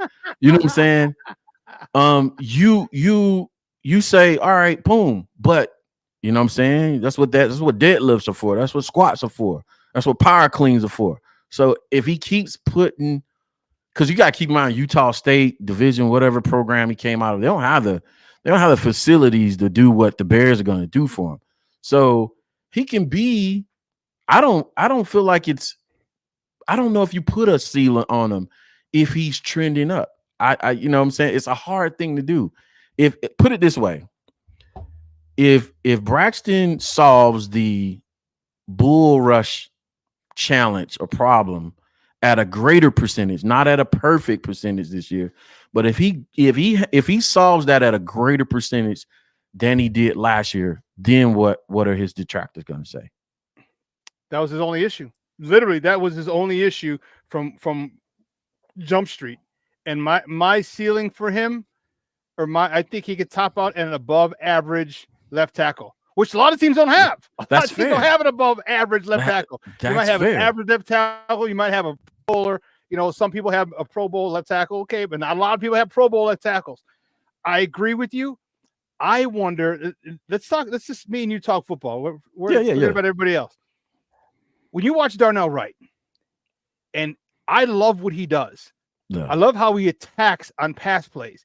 He doesn't kick step first. Yeah, he attacks. The jump technique. Yeah, he attacks, he stalemates, and then he kick steps. So now they're not getting a one hell of a takeoff because they're stunted and they got to regroup. All that's time. All that takes time while the quarterback is in the pocket. Yeah. How good would it be for Braxton Jones to try that at times? Because absolutely. I think we talk about a lot about defensive lineman pass rush moves, right? Having that toolbox for defensive linemen, having two go-to moves for defensive linemen. What we don't talk about enough is offensive linemen actually counter moves, and the jump protection is one of them. You know, and you kind of mix that up. Sometimes you go into your kick, but you don't always go into your kick. Sometimes you jump protect, meaning you jump straight out there to close the gap early on, and it's meant to throw the defensive lineman's cadence off of, hey, I think I'm going to get a running start. I think I'm going to get 3 steps to set up this move, but he jump protected on this one, and he was on his ass early, so he didn't get that, right? So, yeah, absolutely. Braxton learning those again, more subtle nuance, getting better, closing the gap on some of that again, you coming from that program, again, advanced technique and teaching skills, it will benefit him. And you're absolutely right. Darnell Wright has a lot of that stuff, along with the mobility, along with the aggressiveness, along with, you know what I'm saying, the fine tune. Yeah. Also, I think it's great for him to spend time with Tevin over there as well, because we forget Tevin was he was a top-notch prospect in terms of being a tackle coming in. And one of the things I love that Tevin did when he was in college was it was almost like this technique with his punch where he would set you up and you do like a whiff. So he'll come out with his hands, he'll show his hands early, and he'll pull a chair. Yeah, have you do your thing, and then, almost fall on your face. So he has Tevin over there as well. He can pick his brain and say, hey, give me some, add some stuff to my toolbox. So again, both of them guys, all the guys, they have SEMO, they have each other, but again, of the group, because I know Keenan's gonna do his thing. I know Rome's gonna do his thing. I'm a little bit concerned about Rome versus press coverage, admittedly, because of the film I watched on him. You know what I'm saying? Somebody did put up a highlight film of the championship game where Rome didn't have those big splash plays in that championship game for whatever reason, right? So I want to see how these are things to keep an eye on, right? From a football nerd, X's and O's nerd standpoint, though. You know what I'm saying? See how he handles. Go ahead. Yeah, he's not getting a number 1 corner. He might not even be getting a number 3 corner if somebody's out. So that's great. His whole thing, and that's the thing, and that's why, and I think that's perfect for him, because you can't. There's no, if you're a defensive coordinator and you put a number 1 cornerback on Rome Odunze, that's a fireable. Somebody else gonna eat. That's a fireable offense. Like you got DJ Moore and Keenan Allen. Like, sorry, kid, I know you're good, but damn, I got to give you my number 3 cornerback at best, because if someone in that secondary's out, and you got to bring in another guy, the 4th cornerback or the 5th cornerback, now you're cooking with gas, and that's why I love it. So, but it also help him, it'll help other, I'm anxious to see that, but I'm also anxious to see him grow. So when he's able to beat those guys, and then say next year when maybe Keenan doesn't sign again. So now Rome's 1B. Yeah. All right. So now you get a better corner than you had last year. Can you beat that guy? And if DJ goes out, then they're going to get a guy, and then now you're going to get the number one corner. Now, how can you beat their number one corner? Because number one corner in college is not like a number one corner in the NFL. Yeah. And that's the thing that he's going to have to get used to. The reason why I called out the press coverage thing, because that's the deal in the NFL. You're not going to get so many guys. You know what I'm saying? Guys love to press you in the NFL. They love whether they're in zone coverage or man coverage, they like to be physical at the line of scrimmage. In the NFL. So it's going to be like, how do you handle the physicality of NFL corners? Yes, you were good to great in college, but the difference is here for a wide receiver is, you take the Tyreek Hill playoff game, Miami at Kansas City last year, where I forget his name, the Pro Bowl cornerback. He beat the hell out of Tyreek Hill in that game. And Tyreek called he was like, man, listen, my coach called me out. Like he said, bro, you supposed to be our best player and you got the hell beat out of you in a playoff game. That's NFL quarterbacks. They not going to listen. I'm not finna try and run with you this is not a track meet. This is a street fight. A decided advantage for the receiver being faster. Like, okay, I can't let you get going. I can't let you going. What you gotta do? Got to beat him up. Yeah, beat him up. So he has to be able to, like you said, if we're smart, we're getting them smart matchups. You know what I'm saying? And there's things you do as a coordinator for that. You know what I'm saying? You make sure whatever position he's in, you know what I'm saying, he's the off man where you get him off. But you move him around. You get motion, short motion, speed motion. There's things you do to get them free. But at some point, you know what I'm saying, you're gonna have to face that music. And this is the excitement of covering this new team, new players. I want to see it on film. I'm like, oh yeah, he killed it right there. You know what I'm saying? And report on it. Or he's like, he may have started out the season struggling on it, but being able to see it progress throughout the season and show you, hey, he struggled at the beginning of the season, but this is how he progressed. Somebody gave the greatest compliment, Shawn. My producer, actually, I was talking about the tackle for Shawn, right?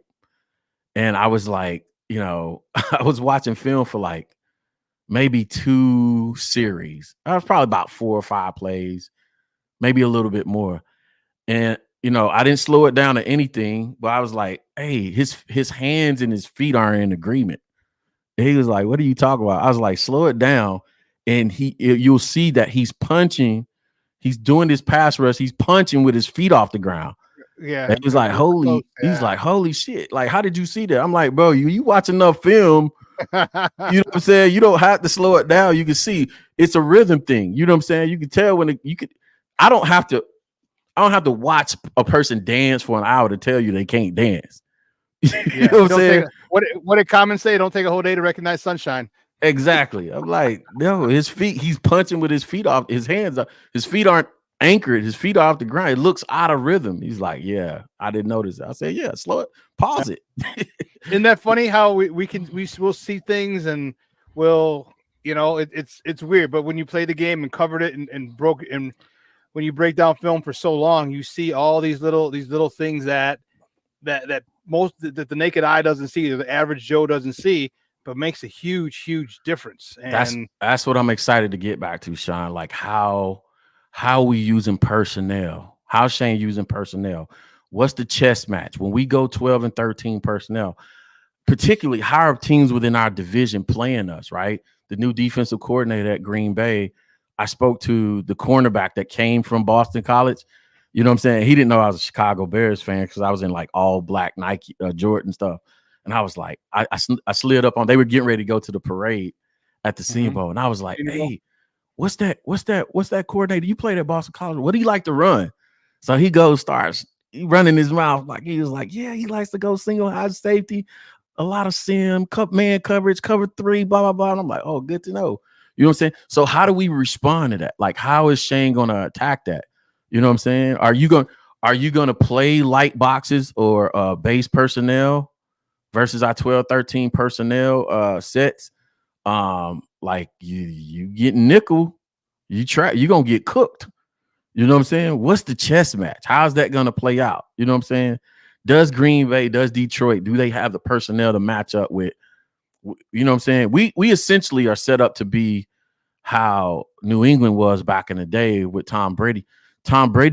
New England back in the day, they could play you either style. They could play you 2 tight ends and beat the hell out of you, or Tom could be like, all right, cool, we got a fish out here today. We're gonna play fast break football and dink and dunk you down the field and, you know, put up 35, 42 points a game. So it's gonna be fun, man. I'm telling you, it's gonna be fun. Later though. Yeah, after the halfway point, after week 10, it should be really, really, really exciting. Talk to me about this defense. All right.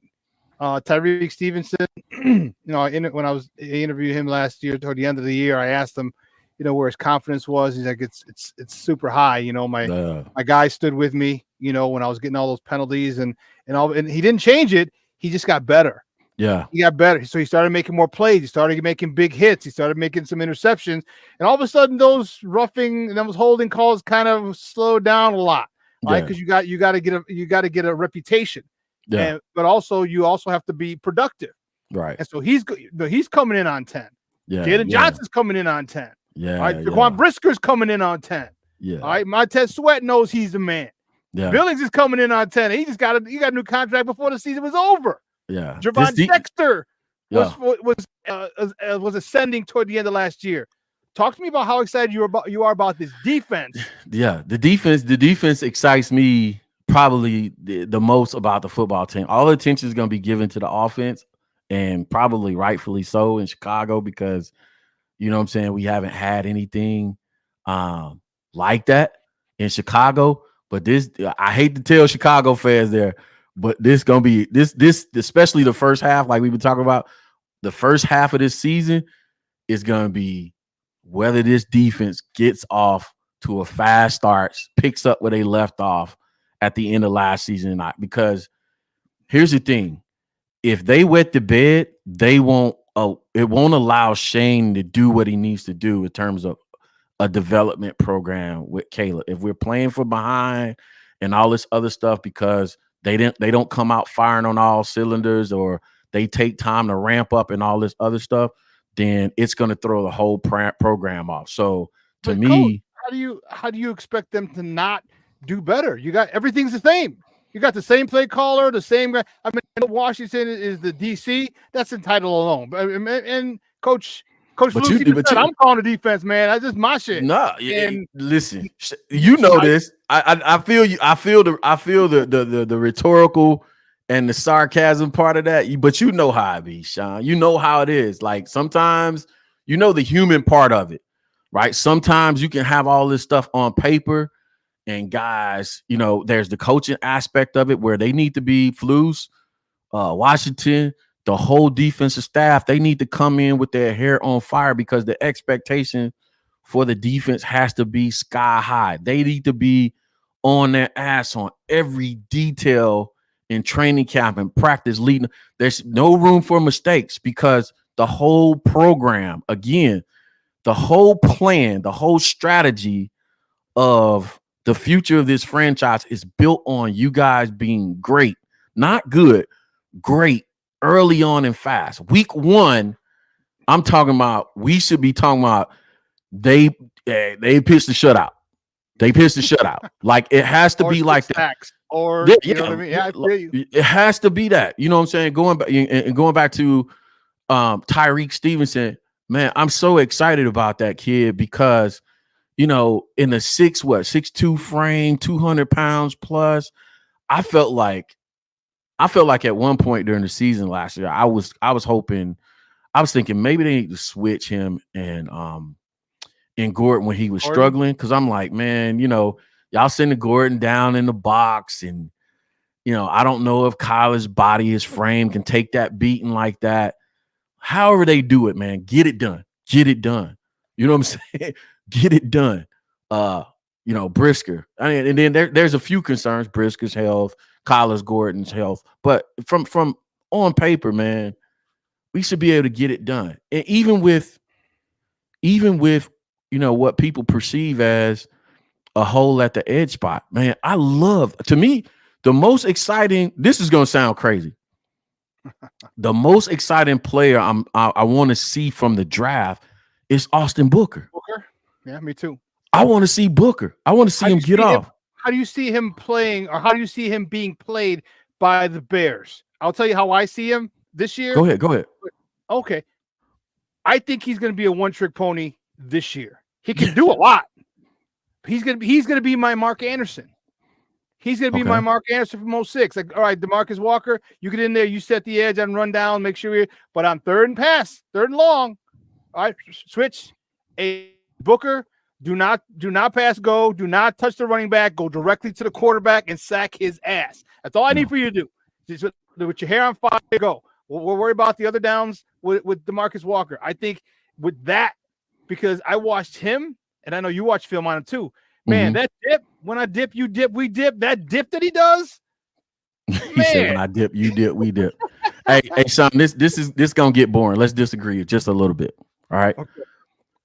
I think similar to Caleb, I think Austin Booker is gonna flash mid to 3/4 way through the season.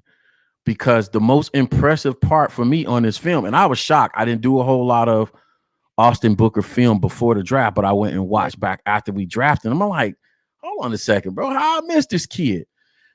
There are plays. There's one play. There's a few plays where how he played the counter and the power, which is to me, those are my favorite offensive plays, right? Run plays. And if you can handle power and counter at the end spot, because they're coming. I'll give you an example. What's the dude that broke the sack record for us? That came from Philadelphia, or we traded to Philadelphia. The socially awkward dude that the defensive end we had. Quinn. When I went to the Green Bay game 2 seasons ago up at Lambeau, Green Bay ran power at counter at Quinn. They picked on him like from the second quarter on through the end of the game. Yep. You're not going to be able to do that with Austin Booker. He knows how to play.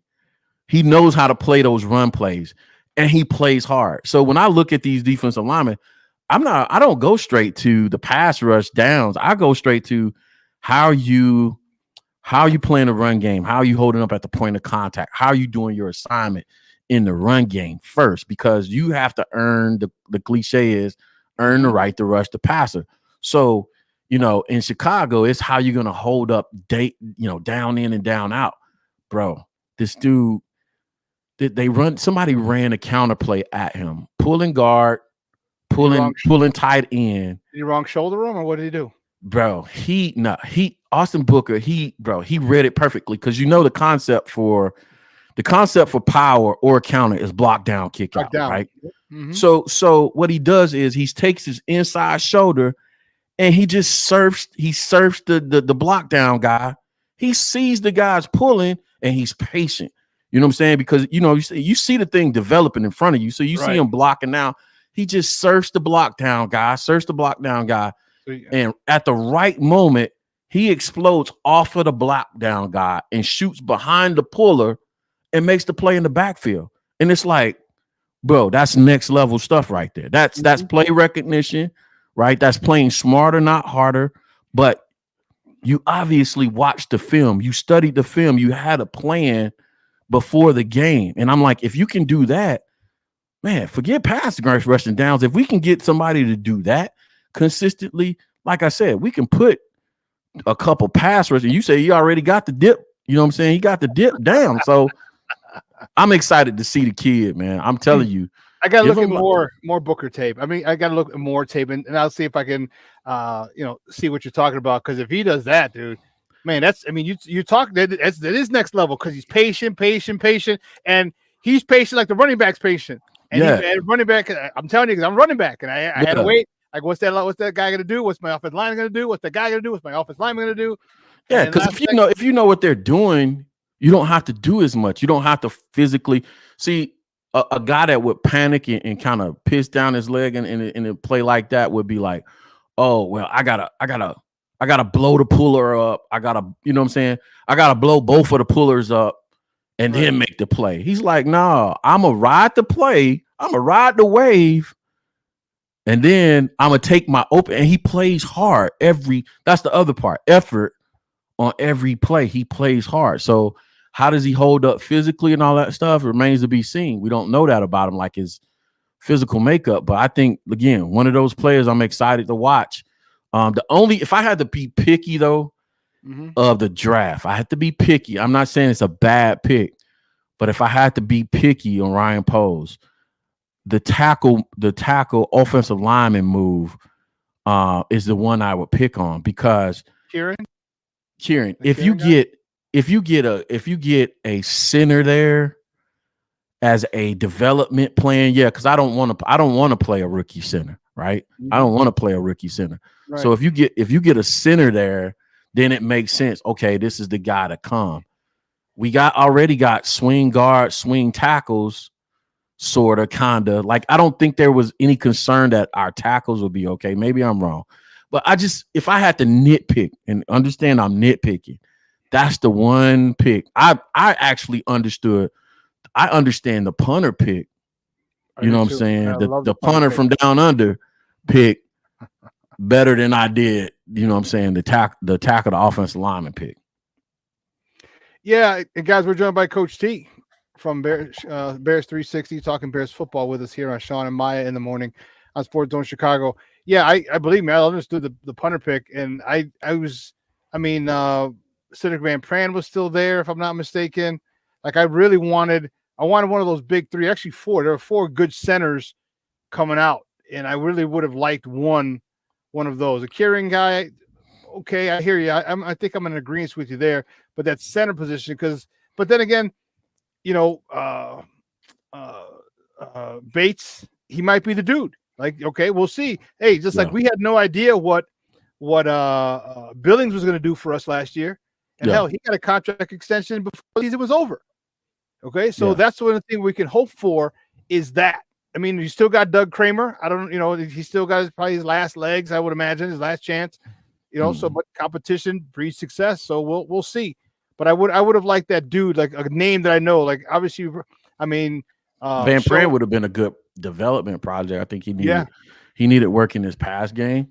I think that's probably why he dropped. I don't know if there was some physical stuff there or conduct stuff there, but on film, he was better in the run game than he was pass game. But it'd been a good project. Coach up by SEMO and said, hey, we got our center of the future. You had give him a season. From West Virginia. You had Van Pran from really like Zach Frazier. It was Frazier. That was the kid from West Virginia. Sorry. Frazier knew there was a Z somewhere. Frazier, Cedric Van Pran. He had JPJ, Jackson Powers Johnson. And then there was one more. I don't know if it was a kid from Alabama. I know there was one more good center that we could have that was available, and I really would have liked. I think it would have been a really, really good like you said, development piece. So now what do you think about Coach Eberflus? Does he hand over the play calling, the defensive play calling to Eric Washington this year? Obviously, more than likely after the second half of the season, or do you think he rides the wave and takes it all this year and they could have it next year? I'm gonna tell you one thing that I'll never get caught again, like I did with the JF1 situation, with the Justin Fields situation. Because people ask me, like, where did you miss it? It was a great question by a fellow content creator. He said, where did you think you missed it? And I said, this is just this characteristic of me, right? I don't do politics, not even in my corporate job. It's a blind spot. It's a blind spot for me in corporate. It's a blind spot for me in football too. I don't do politics, and therefore I'm not making that mistake again. So to answer your question about Eberflus, hell no, he's not giving up play call. He bet not, because guess what? if this defense, like I said earlier, they don't come out killing people early on, they don't come out blasting early on, then right now, if you think about how everything's going to go right now, nobody, just from a very macro level, nobody's going to go in on, and rightfully so, go in on Caleb Williams if he underperforms early or throughout the season right now. Who is first in line for the blame game if anything goes wrong with this football team? is Eberflus. Head coach. So he better hold on to play calling because you already got your chance, but you got your chance with hiring the first coordinators. You got your chance with so many other things, right? You know, right now, Ryan Post can write blank checks in Chicago right now because he got Caleb Williams. So the only person for them to target is Eberflus. He can't afford to wet the bed. Starting the beginning of the season throughout, he better have those guys ready to play. And I think that's the right thing for fans to do. I think if those guys don't come out clicking like they did at the end of last season from the beginning, he's a fair target in my opinion. Man, he's Coach T, man. He's a good friend of me and of the program. Hey, great stuff, man. I really appreciate your time this morning. But do me a favor, let everyone know where they can find you and your work online. Always, man. It's Shawn got it up there somewhere. It's in the chat. Bears. It's Bears, something like Bears _360 at Coach T. No, it's Bears 360 _ Coach T. There you go. On Twitter. I'm out there ranting and going crazy. Having fun. I like to have fun on that spot, man. But you also find us on the YouTube channel. We slowed down a little bit in the off season over the last couple of weeks, but we're going to be doing the Thursday shows. Chicago Bears 360 over on the other channel, man. Come out, hang out with us, man. Have fun, bro. Great stuff, man. I appreciate it. Just like, hey, I'm a phone call or text away, man. You know what it is, man. We know we're going to link up during the season, man. So it's going to be fun. Yeah, we are. Yeah. It will. Thanks, man. I look forward to you coming to Shy, man. We'll catch a game. Oh, for sure. And, for sure. You come in. Be good stuff. All right, man. You have a good one again. I appreciate your time, man. We'll talk soon. Absolutely. All right, man. Peace, y'all. Guys, that's Coach T. And you know what? The Bears are live. Coach Eberflus is live. Let's see. Route tree stuff, just basics. As you became more familiar with Rome as a player, what Ensure that it's likable, learnable, and it can get executed. And we're excited about beginning that process. what makes it likable? Well, I think it's when you have teachers that are good at what they do, they make it likable in how they teach it. And it's exciting to be able to see that. And some people have suggested that if Austin Booker had stayed in college one more year, next year he'd be maybe a second round pick. You guys think about that as well in terms of having this prospect developing? Yeah, we feel great about Austin. He's obviously very young. He's got a lot of developing to do in terms of his physical side of it. He's going to be it's exciting. I'm going to be excited to see him move around today for sure. Like you said, physical part. Yeah, he's got development that way, and also the physical, mental development of his position is got a lot of upside. So we're excited about that. Matt, a lot of these players try out undrafted free agents. That's a real uphill climb and a long shot. What would you be looking for in some of these players that might give them a better chance of actually making the team? Yeah, just the movement skill. That you have to have a certain skill set to be able to play up here, and you have to have that to get your foot in the door. And then it's all going to be about development, about the work habits, about being, playing smart, playing the right way. But it has to be that first.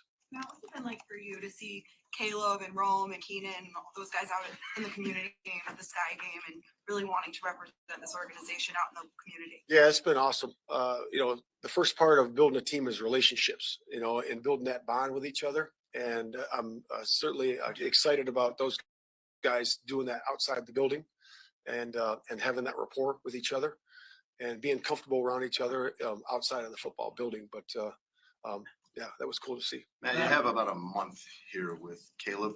What are the bench like to see cleared before you guys break for the summer? Yeah, so with the development piece of it is, operation of the offense, but understanding of the concepts. We have a plan in place and the concepts that we're going to get taught through this off season and leading into the summer, and we'll have a plan for the summer and then leading into training camp. So just the full understanding of the concepts, run, pass, checks, and his fundamentals. The fundamentals that we have in place for him, which he's really good fundamentally, obviously, but we have some things that we want to be able to work on and improve as well. Is there an adaptation for Shane too during this time period, Shane Waldron, where you want him to kind of gauge what Caleb can do, what he's best at? Maybe you guys tailor the offense a little bit during this month. Absolutely. That's going to be the whole process, right? What are guys good at? What can they handle? That's the process for everybody on the roster, and the tryout guys, everybody. We're going to figure that out, what they can do and what they're good at, and then we'll enhance those things. And if they need to improve on something, we're going to work and have a plan to get those done too. Now, what do Kerry and Ryan Griffin bring to Caleb in terms of the mentorship and helping him through this offseason now that you are moving forward with him as the starter? Yeah, I always think it's important to have, especially at that position, guys that have played the position. And I think you can always glean a lot of information from those guys through those experiences, either for where they were at, their own playing experience, or who they were with. I think that's always important to be able to have that at the quarterback spot. As you've kind of felt this swell of attention towards your football team, what's been notable to you about this? Obviously, you stepped up today and take a look out and you see what this is looking like now. Most thing is energy. We've always had positive energy in the building, but now I think it's enhanced even more, and we're excited about that. But we understand the process is always going to be about hard work, and it's always going to be about passion for the game. So we're going to be rooted in those two things. As you've had guys like someone come address the rookie class, do you have any former players, special guests addressing the team? So what's the message? With Peanut? Yeah, is Peanut here, or is there any other? Yeah, Peanut's already been here. He was here last night. He's always here at the opening ceremony for the rookie mini camp, and he did an awesome job again. And he just talked about a champion's mindset, about being able to have a long career in this, and it's all about doing the work and about being where your feet are. Thanks, Matt. Well, that was Coach Eberflus, Bears head coach Matt Eberflus. They're about to hit the field. And you know what? I have to run. Man, 2 hours is come and gone. I want to give a big thanks to Coach T for coming on, talking football. Man, we were footballing out, man. I loved it. I love talking different concepts. I love talking football with football people. Great conversation. So listen, we'll be on at 3:00 today from the Nomad Network here on my personal page here on Facebook, also on the Sports Zone Chicago Roku channel as well. We'll be on there 3:00 today talking Bears. I'm excited. I'm fired up. And man, guys, have a great weekend. Again, for all the Hispanic moms, Feliz Dia de las Madres, which is today. It's Mexican Mother's Day every May 10th, regardless of. And happy Mother's Day to everyone, all the other moms this Sunday.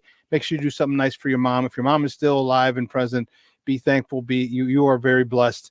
There are a lot of people whose moms are not with us anymore. And there are a lot of people whose this is their first Mother's Day without their mother. Let's make sure we reach out to people who lost their mom in the last year since last Mother's Day. All right, they're going to go through a difficult time this whole weekend. So make sure you go out there, you extend just some support to those people. All right. And you have no idea how it's going to mean the world to people. And this is where if you're a friend, this is where friends stand up. This is where, Chicago stand up. Here's where friends stand up, and you go and you support your people who need. It's just a text, a voice memo. Man, I'm telling you, it will do wonders for the people who are missing their moms, because they're up in heaven on this Mother's Day. All right. So for everyone here at Sports Zone Chicago, executive producer Elliot Baez, clearance counsel the third, our social media guy, and my co-host Adam Sencha. Guys, I'm your boy, the SuperBack, Shawn Sierra. Like I said, I'll see you in about a couple hours with Nomad. Have a great weekend. And what? Oh, yeah, they got Roman Doomsday, but we got a break. I'll repost it on my. All right. I'll see you on Monday. I'll see you in a couple hours, and then back on Monday. Your boy, the SuperBack. I am out. Oh.